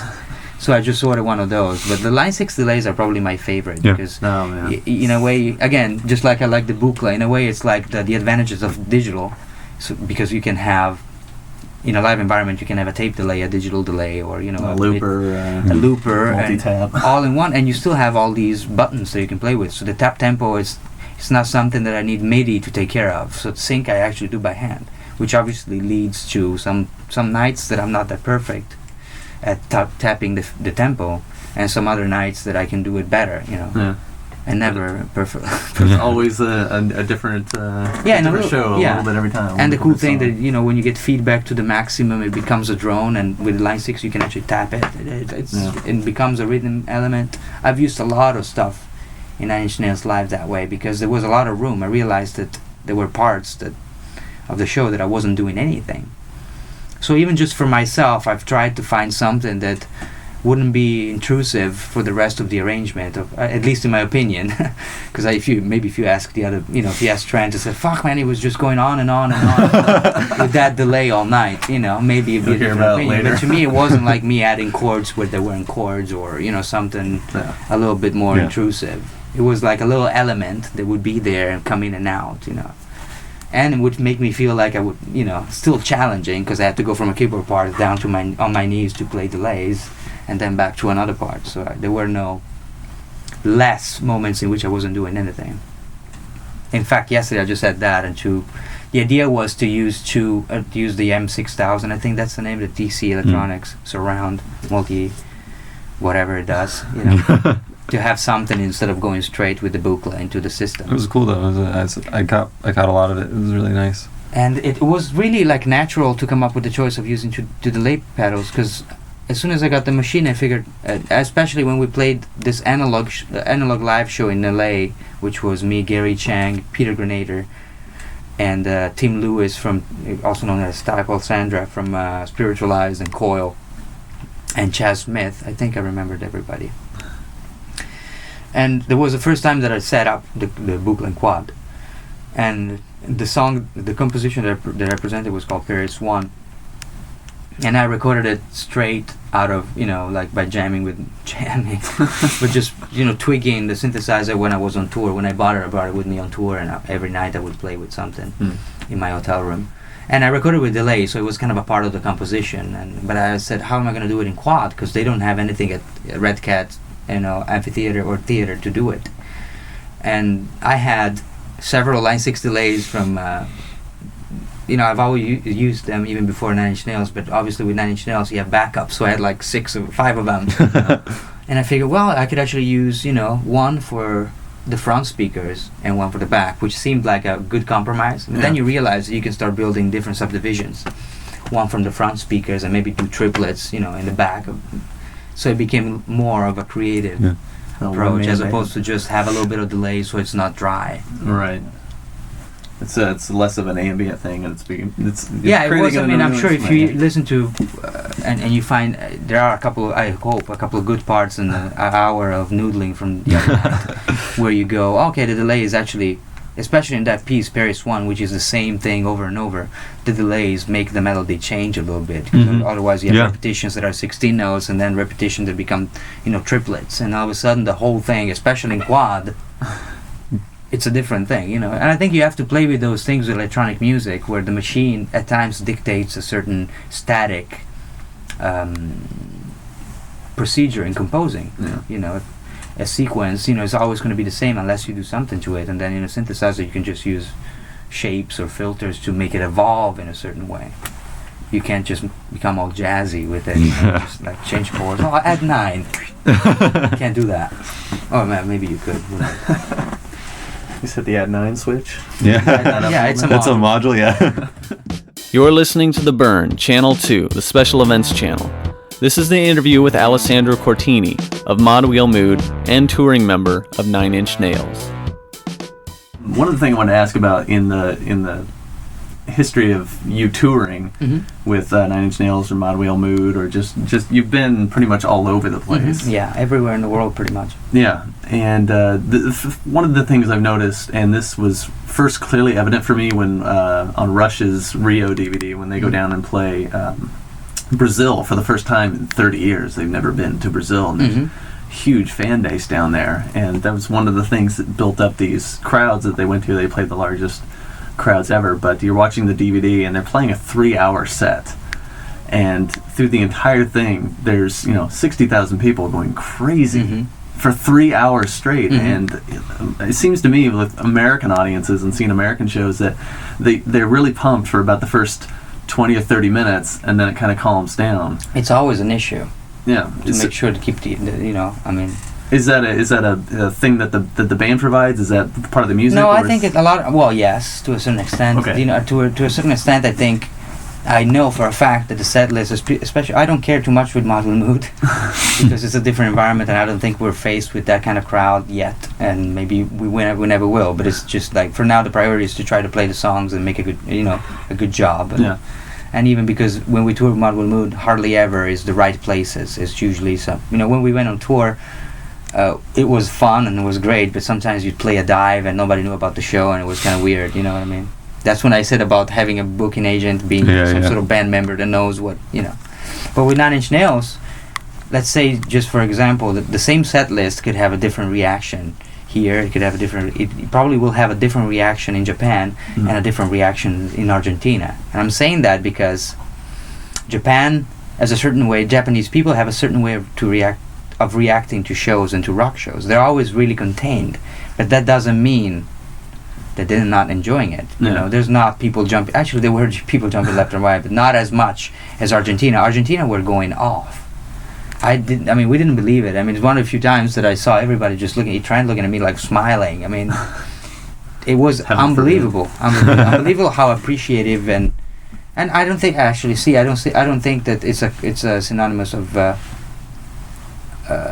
being appreciative, because I don't think that they appreciated it more than it's Japanese just an expression people. Of the way that they people express it, I think that's the key. And they were really, really, excited. They volatile. They were going off. It was great. Everybody was singing and stuff like that. But on the other hand, we played some festival in Germany last summer, where we obviously weren't what people came for. Because, say, Rammstein was playing after us, and they were all screaming Rammstein when Trent is on stage, and that's bound to go bad. It's not the same thing as people being polite or having a certain reaction to shows. That they don't give a shit about you playing a show in front of them, so no matter what you do, they don't care. And that's usually what turns our show into a better show, because Trent gets so pissed, that usually he's able to challenge that most of the time into breaking stuff. You see him react on stage. Yeah, he's good. Sometimes it's just a mystery how he can be that energetic every night. without drugs. It's just because he's been sober quite a long time now. Yeah. Well, I see the footage from the Fragile tour where he beats the hell out of that keyboard at the end with the mic stand, and then that was old Trent though. That was party Trent. And in the back of my mind, it's like, how many of these does he have to keep on stock if he goes through every night? Oh yeah, I had even smashing guitars controllers. I had, granted they were cheap audio controllers, but I had at any time at least 4 ready to go. Wow. They've been painted black, ready to be destroyed. So I kind of forced myself at a certain point. At the beginning, I was doing a little bit more, like the first shows when the band comes back on the road. But then I kind of forced myself, and I wouldn't smash them anymore. I would just give them to the crowd. Yeah.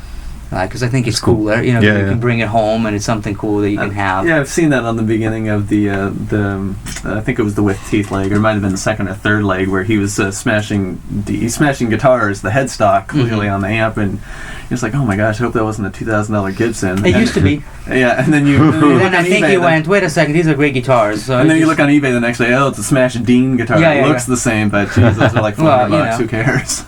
It's a business after all. You can't just. Throw. I think now that he's clean, he knows what's better to do with stuff like that, and so it's like, and at Gibson, he knows that it's better probably to put a use in the studio than just smashing on stage. So yeah. If he cares at all, Oh man. You weep at that for the beginning of the tour, and you're like, oh, they're changing. I remember when I walked in the first time after I got the gig. 2 days later, I went to the rehearsal space where we were going to rehearse for the next 3 months, and it was a big hangar, huge. Right, because they had to set up all our equipment, which we didn't know where it's going to be yet. Lights in the video. And no, not yet, but it was kind of like a big. There was a hangout area, but it was just one big. All our equipment. Space. Yeah, big practice space. And when I walked in, there were about, I would say, I don't want to exaggerate, but at least 20 Gibson Les Paul cases. And you open them, and each one of them had a broken something. Wow. Most of them broken neck by the headstock, all broken, broken from the Fragile tour. The ones where he had some of the artwork from the Fragile. On the guitar. That one was there. It was weird to see them all. I thought, wow, he has a lot of guitars. Oh no, those are the broken ones. Like, what? Yeah. That makes it really hard to restring those. But we at the time, I think his tech fixed some of them, or the ones that could be salvaged. He fixed them. Jeez. Like that happened to my brother accidentally. Like third show he played live with his band when he was 16. Spent $1,000 on a black Gibson, and he sets it up against the amp, walks off stage. Yeah. Ooh. And you can't really afford to just go buy another one. It's like if you had a record deal. Yeah. Dig in the case for the next. Especially if you have a record deal, you're not going to be able to afford one. You're paying back production costs there. Oh man, well, that's. So what is? So you guys, you get in this big rehearsal space. You run through the entire set, or just what? It depends. When I started for the With Teeth sessions, it was more. I had really long days back then. Because it would start in the morning, I would go to Trent's studio to get the sessions, or to at least Atticus would help me to target certain parts of the sessions that I would use as samples. So he would, cut certain parts from Pro Tools, make a folder. I'd take that folder, and then I would go into Contact and create my patches for the sampler. In the case of a sample-based song. And then I would trigger it that way. So that would go on from like 9, 10 a.m. till like 1 p.m. And then 1 p.m. I'd go to rehearsals. And rehearsals would be from 1 till, depending on the day, it would go from 1 to 2 p.m. till 7 or 9 p.m. depending on what we were working on. But that seems like what I recall being a normal, a usual day, especially during that period. And then I would have to go home and learn to play keyboards. So I would have to, I remember that the week or 2 weeks, a little bit before the gig, I got the gig, I bought a guitar amp, a great vintage Fender amp, and I sold it to buy a Rhodes in order to have a keyboard to practice on at home. So I would go home and just with a metronome, say a song like March of the Pigs, to practice the breakdown part in piano, because obviously to me it wasn't it wasn't those chords, it was just like black, white, white, right, black. I had to learn it muscle memory. Yeah. And so and on top of it you have to learn it at home, and then all of a sudden you move from a 73 keyboard to back to rehearsal, and it's an 88, and you're like, oh, which octave am I playing it, and stuff like that. And then on top of that, that's just a rehearsal, so lights are all on. Then you go to production and lights are off, and then you realize that during that part of the song the lights are on Trent, and so you don't see where your hands are. Squinting at the keyboard. You don't see it, so you start putting, I used to have octave markers with fluorescent tape. I still do. I kind of got used to it. So I know every octave where it is, especially if you have samples on an 88 keys keyboard And you controller. know exactly which one. I know that most of, say, the screams and the wretched, or whatever drones I'm using, the wretched are in the higher octave, and the piano is in the second octave. You know what I mean? So Yeah. I know where to go. So rehearsals were really long and tedious, but in a good way. I mean, I felt really. I don't think I've ever complained, besides from the amount of complaints that come from an Italian just by being Italian. But As we covered earlier. Yeah, you know what I mean? I think it was the place where I wanted to be. So even if my day would just, I would fall asleep tired at night, but I was so stoked to being able to do that. I had a great time during that time. It was really tedious. I didn't have time. I mean, when I joined the band, my life changed radically. It became my life, especially for that period. There was no room for anything else, but that's what I needed. So it was a great experience. Pretty good spot to be in. Yeah, it was great. I mean, but it wasn't just like you got a great gig, and like This somebody. is over. I'll go back to what I was doing. Oh no, it wasn't like getting a good gig, as in. It was just as a job is great, but creatively and for where I was. With creativity, it was just perfect. So I really felt challenged and complete by working on stuff like that. And if I wasn't, that's when I started bringing my own, the Mod Wheel Mood songwriting process on tour. I made my little rack and just, because there's so much time off when you're in hotels, and then I took advantage of that. So it's never been like either or. I was able to, to work on with Nine Inch Nails and do band stuff and just you're surrounded by your environment. Yeah, and then if I wanted to be more creative on my own stuff, I had my rig and I could work on that. And then if I wanted to play video games, I could do that. So I've learned even just not to do anything if I wanted to. A couple of, some days I would just sleep or drink myself to death when I used to drink, and just do that. That stopped early, actually. 'Cause you just realize that you're wasting time. So. Yeah. Hey, what do you do for? I mean, I guess you kind of explained part of it there, but this is something that Steve Vai came and talked about a couple months ago, and somebody asked him, how do you maintain yourself on the road? Obviously, you're working all the time. You're most of your time is filled if you're not doing Well, to me, I don't drink anymore. Yeah. That's one thing. I mean, as far So as that keeps me in shape in a way, As far as day-to-day stuff that keeps us human, exercise, relationships, family. I keep in touch with my girlfriend and my family back home through iChat and to iSight, and I like the tour last tour that I did. I remember bringing the Buchla with me, so that was one thing that I would force myself to do every day. I wanted to learn the machine and try to be creative with it. So my time off, I would use it with that. But when we tour the U.S., there's a lot of malls and movies and stuff like that. There's not a lot of structure in trying to make, It's difficult to be okay on the road because after a while it becomes, the same thing every day, but same show in a way, Yeah. To you, you play it every night, even if you change the set list. In a way, it's the same show. So it's hard, especially when you do 2 months away, on the other side of the world with a band. It's hard, but it's becoming, I think, easier and easier to do, just because I think the fact that Trent keeps it interesting, so every leg of the tour is somehow different from the other. From a professional point of view and creative, there's still challenge in playing the show. It's never like... It became at times automatic, and I won't hide, there are moments in which there were shows that I would keep, my in-ears so low and just think about what the after-show food was. Yeah. I mean, there are some of them. I mean, if you play the same show, for 200 times, not the same show, but not, if you do that every night, it's not as special, and you really don't care about the 10,000 people that are in front of you. Yeah. Especially because I'm in the back, so my responsibilities to give a great show are not the same responsibilities as Trent's, or the guitar players, or the bass player that are right in front, the first row. They have to be into it, and so they feed off the crowd a lot and stuff like that.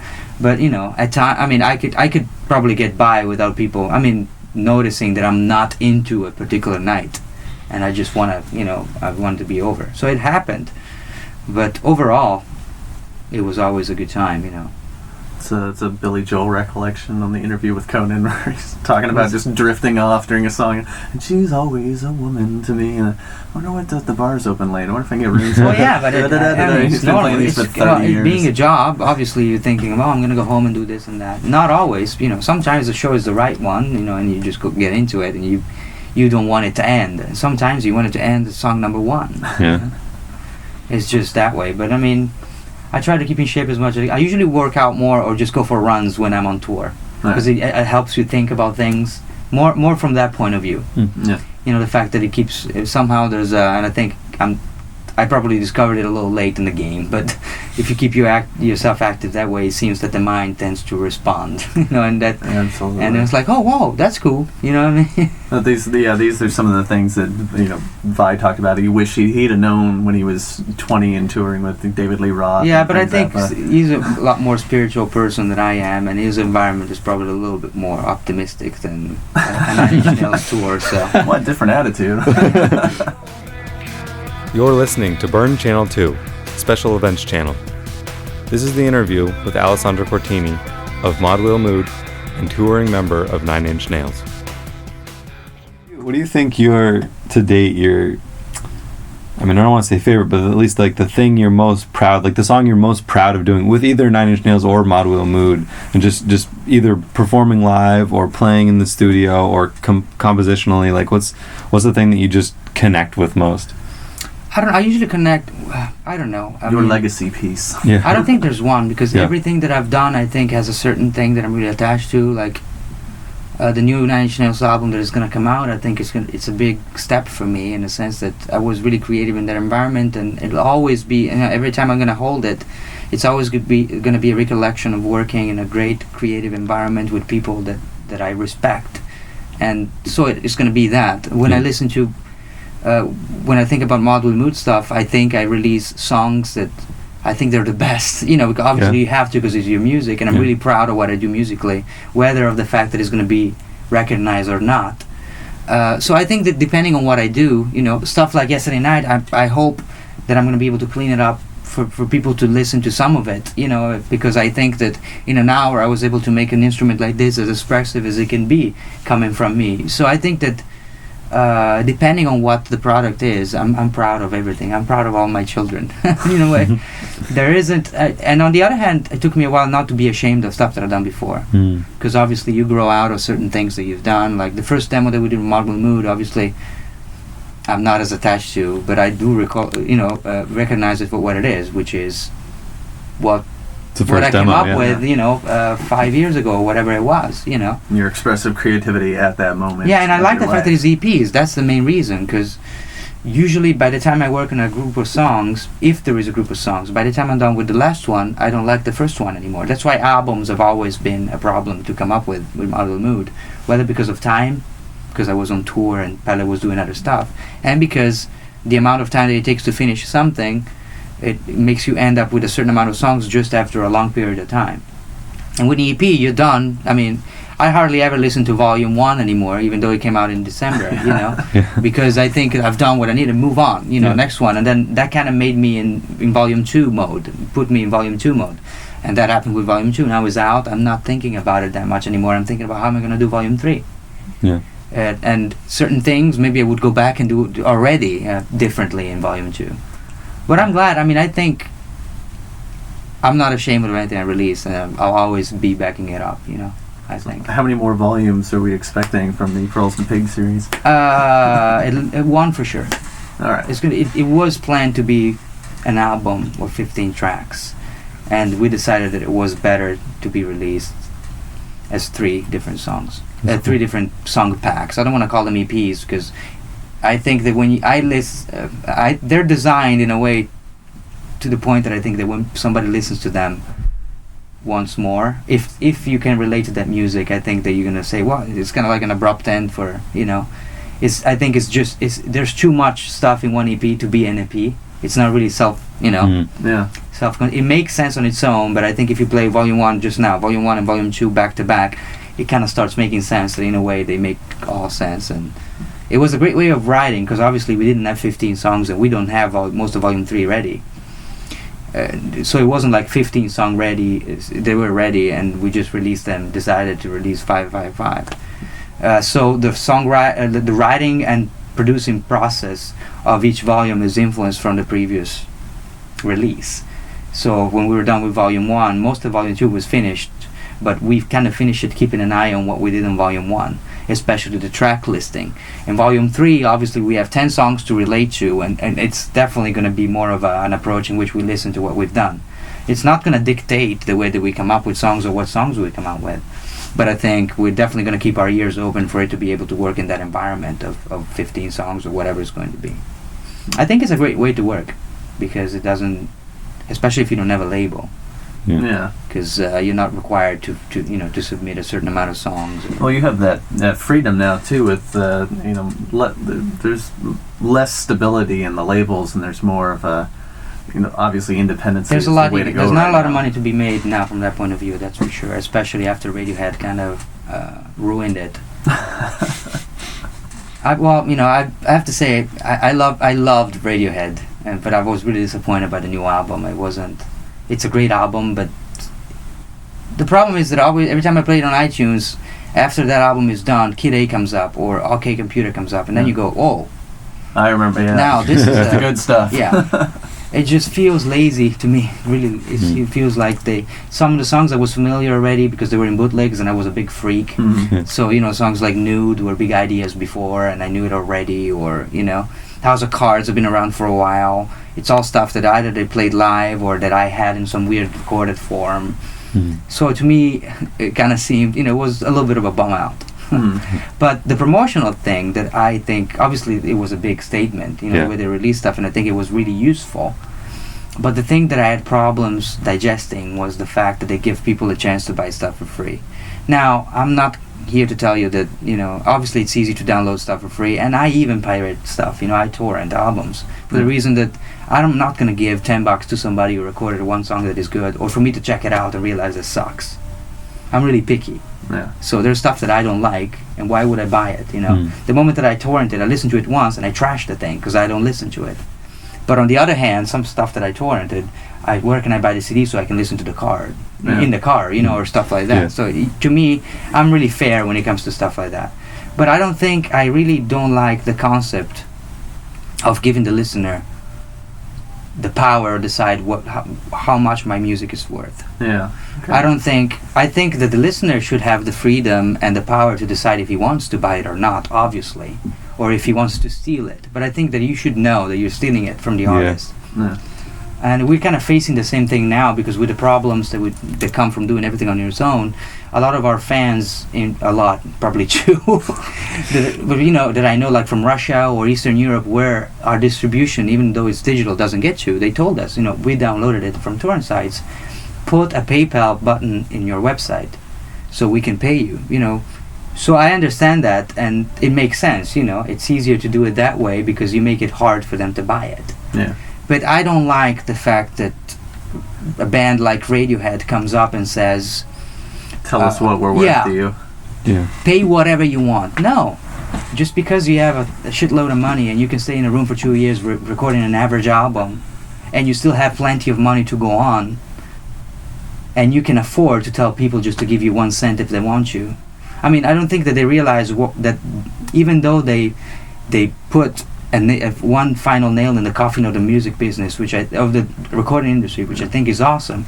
At the same time, in a way, they flawed and they damaged a lot of small artists, because all of a sudden people have this concept, and small artists which had problems before to establish themselves, now they have to fight with the fact that a lot of people think that they have the authority to decide how much their music is worth, and I think that's a problem. I don't see that. I think that was. And plus, you go to Starbucks now. You walk into Starbucks and you see, they sell records, and you see a little pamphlet that says, "This is what everybody's been talking about," and it's, it's In Rainbows by Radiohead. Yeah. So their record is a Starbucks. So what I mean? They use that as a promotional tool, which was great. but then the album is available in stores everywhere else. They have a distribution deal with company, with a record label, and it's so what, $17 at Starbucks. and that's why they're going to be. I mean, I think this album cycle is going to be remembered for that, because I certainly won't be remembering for the songs. You know, I remember to this day the day that I bought Kid A and I walked around and I associated with a certain period of my life. I think that album was awesome, you know. But the new one there are certain things that I'm like, yes.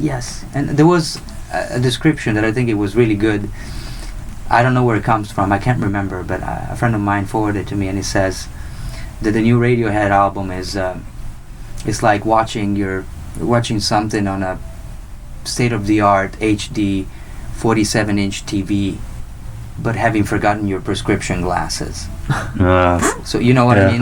Yeah. It's like it's great, but something is off. You can't really see exactly what's going on. There are moments in the album which I go, yes. You know, there are a few moments like in 15 Step, the first songs, that you go, wow. You know, it's almost getting there. Or Body Snatchers, you know, at the end when the guitar comes in with a single line, and it's like, yes, it's going there. I get the chills just thinking about those parts, but that's all I have. That's for me it's like the first two tracks are the best, and then it tails off from me. I'm like, that's all I have, you know. And before, those used to be the little nuances, and there was you know, a whole group of songs that made it a memorable album that I think, you know. And again, I don't want a new Kid A or a new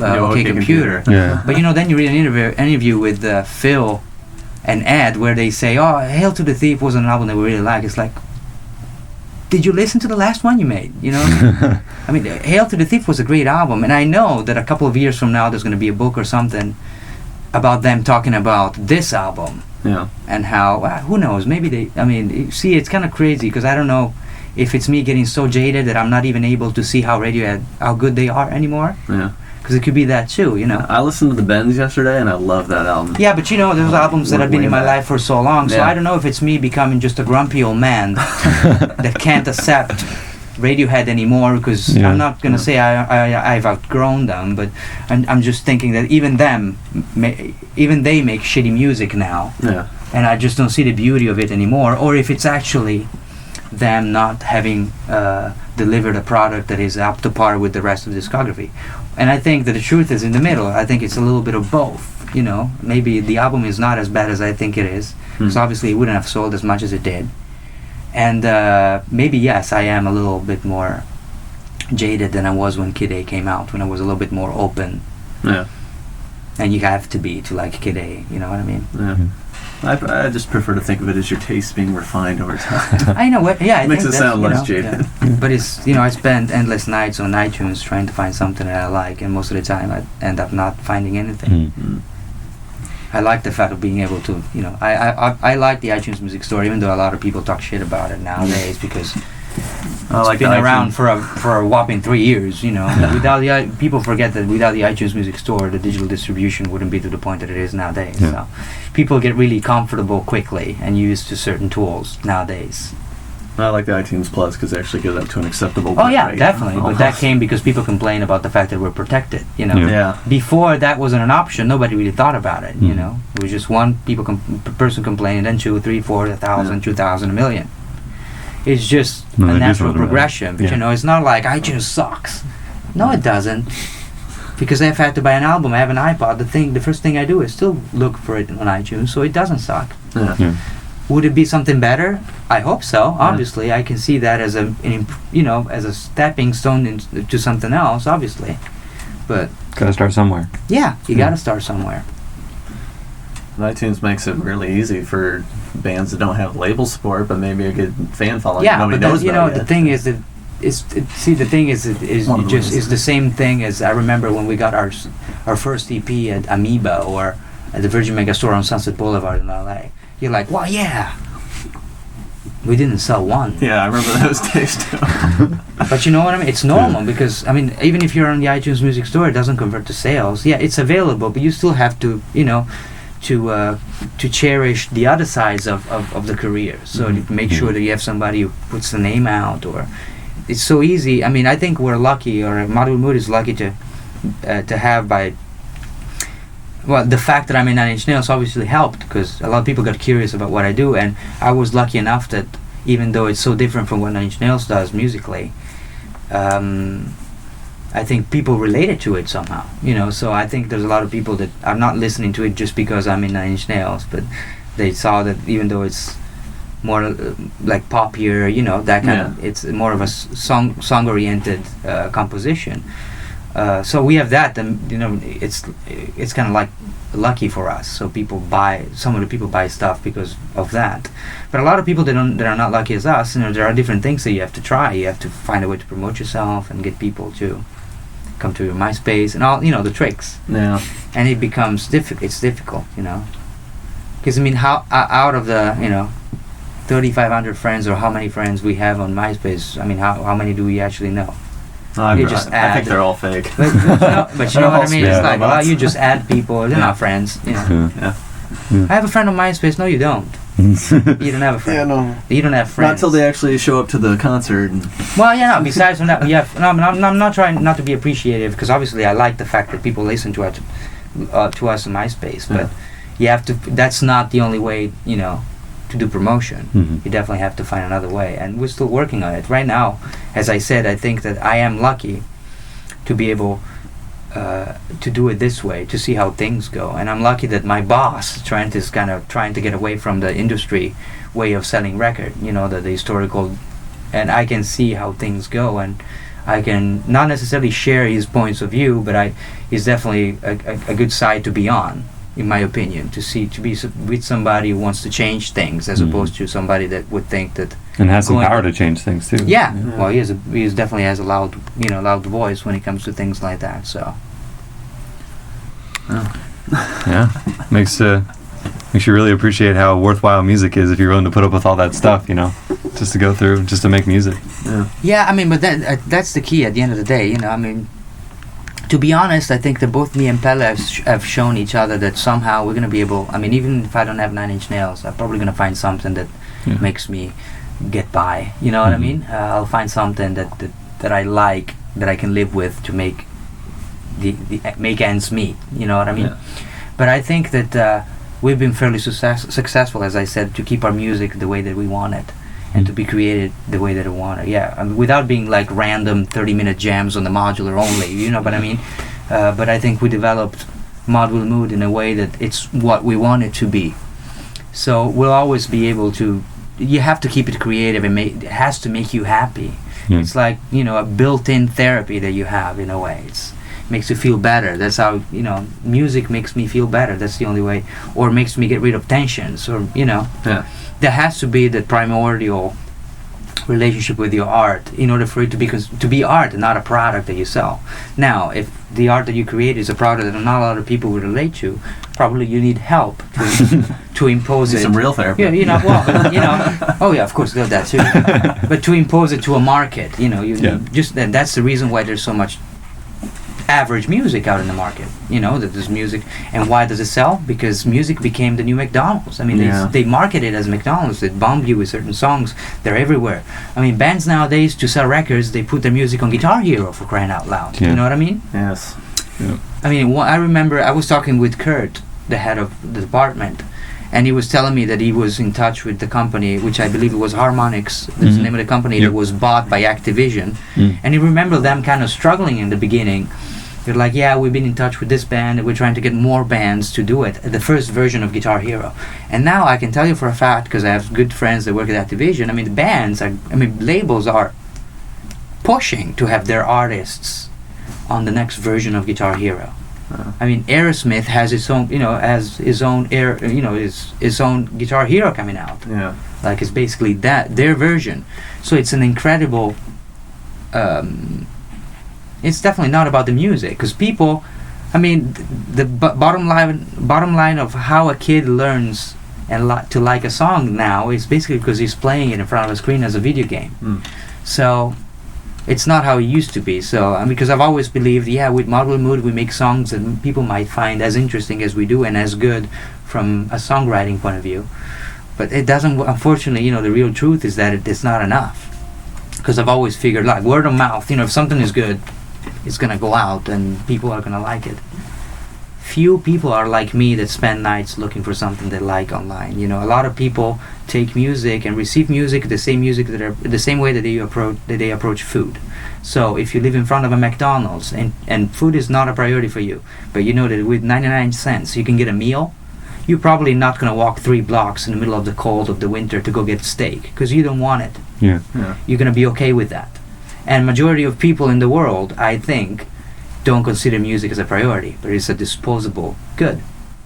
It's an interesting observation because I'm already fearing graduating in a couple of months, and you go out into the world, and I won't have this environment anymore. I started noticing at the end of last year, it's like, I'm not going to have the environments here. I'm not going to have the people around me that I'm used to.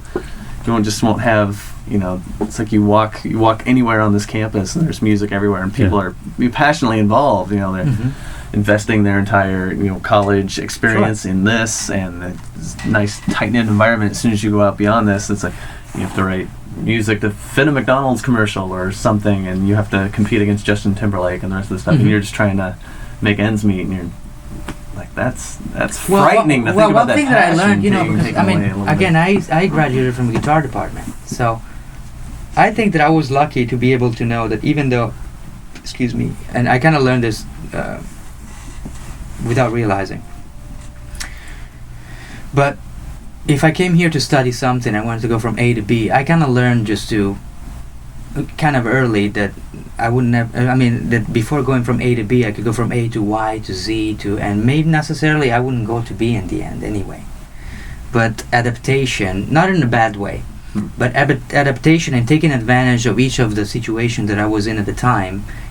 And again, advantage not as in something bad of like taking advantage of people, but like opportunity and kind of looking at what can you learn from this, and what did you like about this, and from a personal point of view,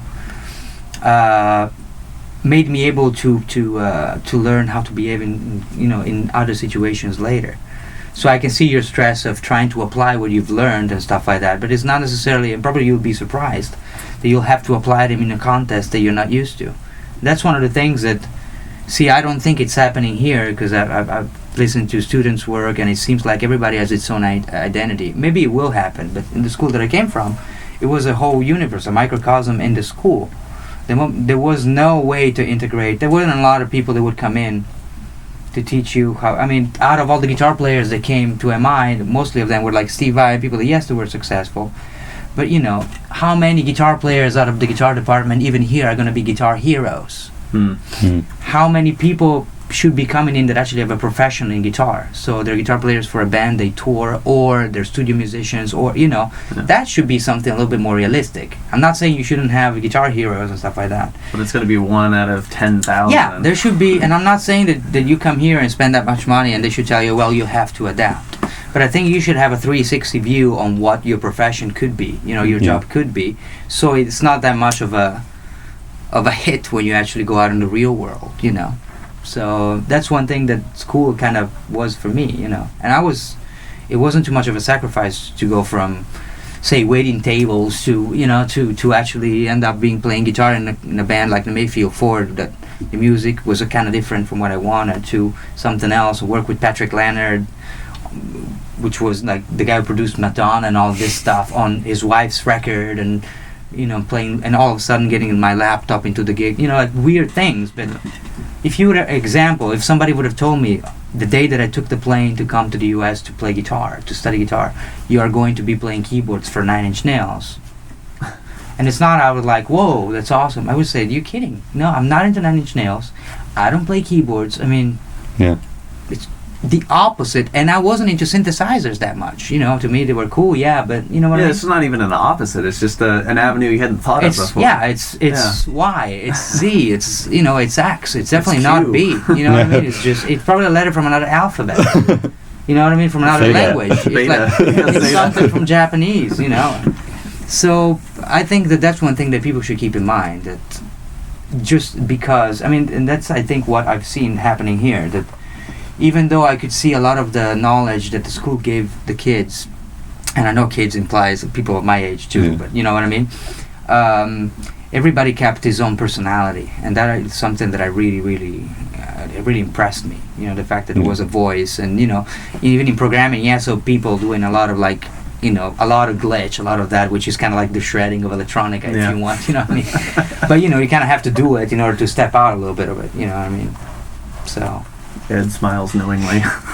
But, which is fine, I'm not saying, but, I'd rather somebody... But there was always, when I heard the pieces, a voice, a personal voice. I haven't heard pieces that were like a copy of each other, or, it really... I was really impressed with the school. You've been listening to Burn 2, the special events channel on the Berkelee Internet Radio Network. This interview with Alessandro Cortini was conducted by Edward Lovell and Nicholas Karsner. It was recorded at Berkelee College of Music on March 1st, 2008. Thank you for listening.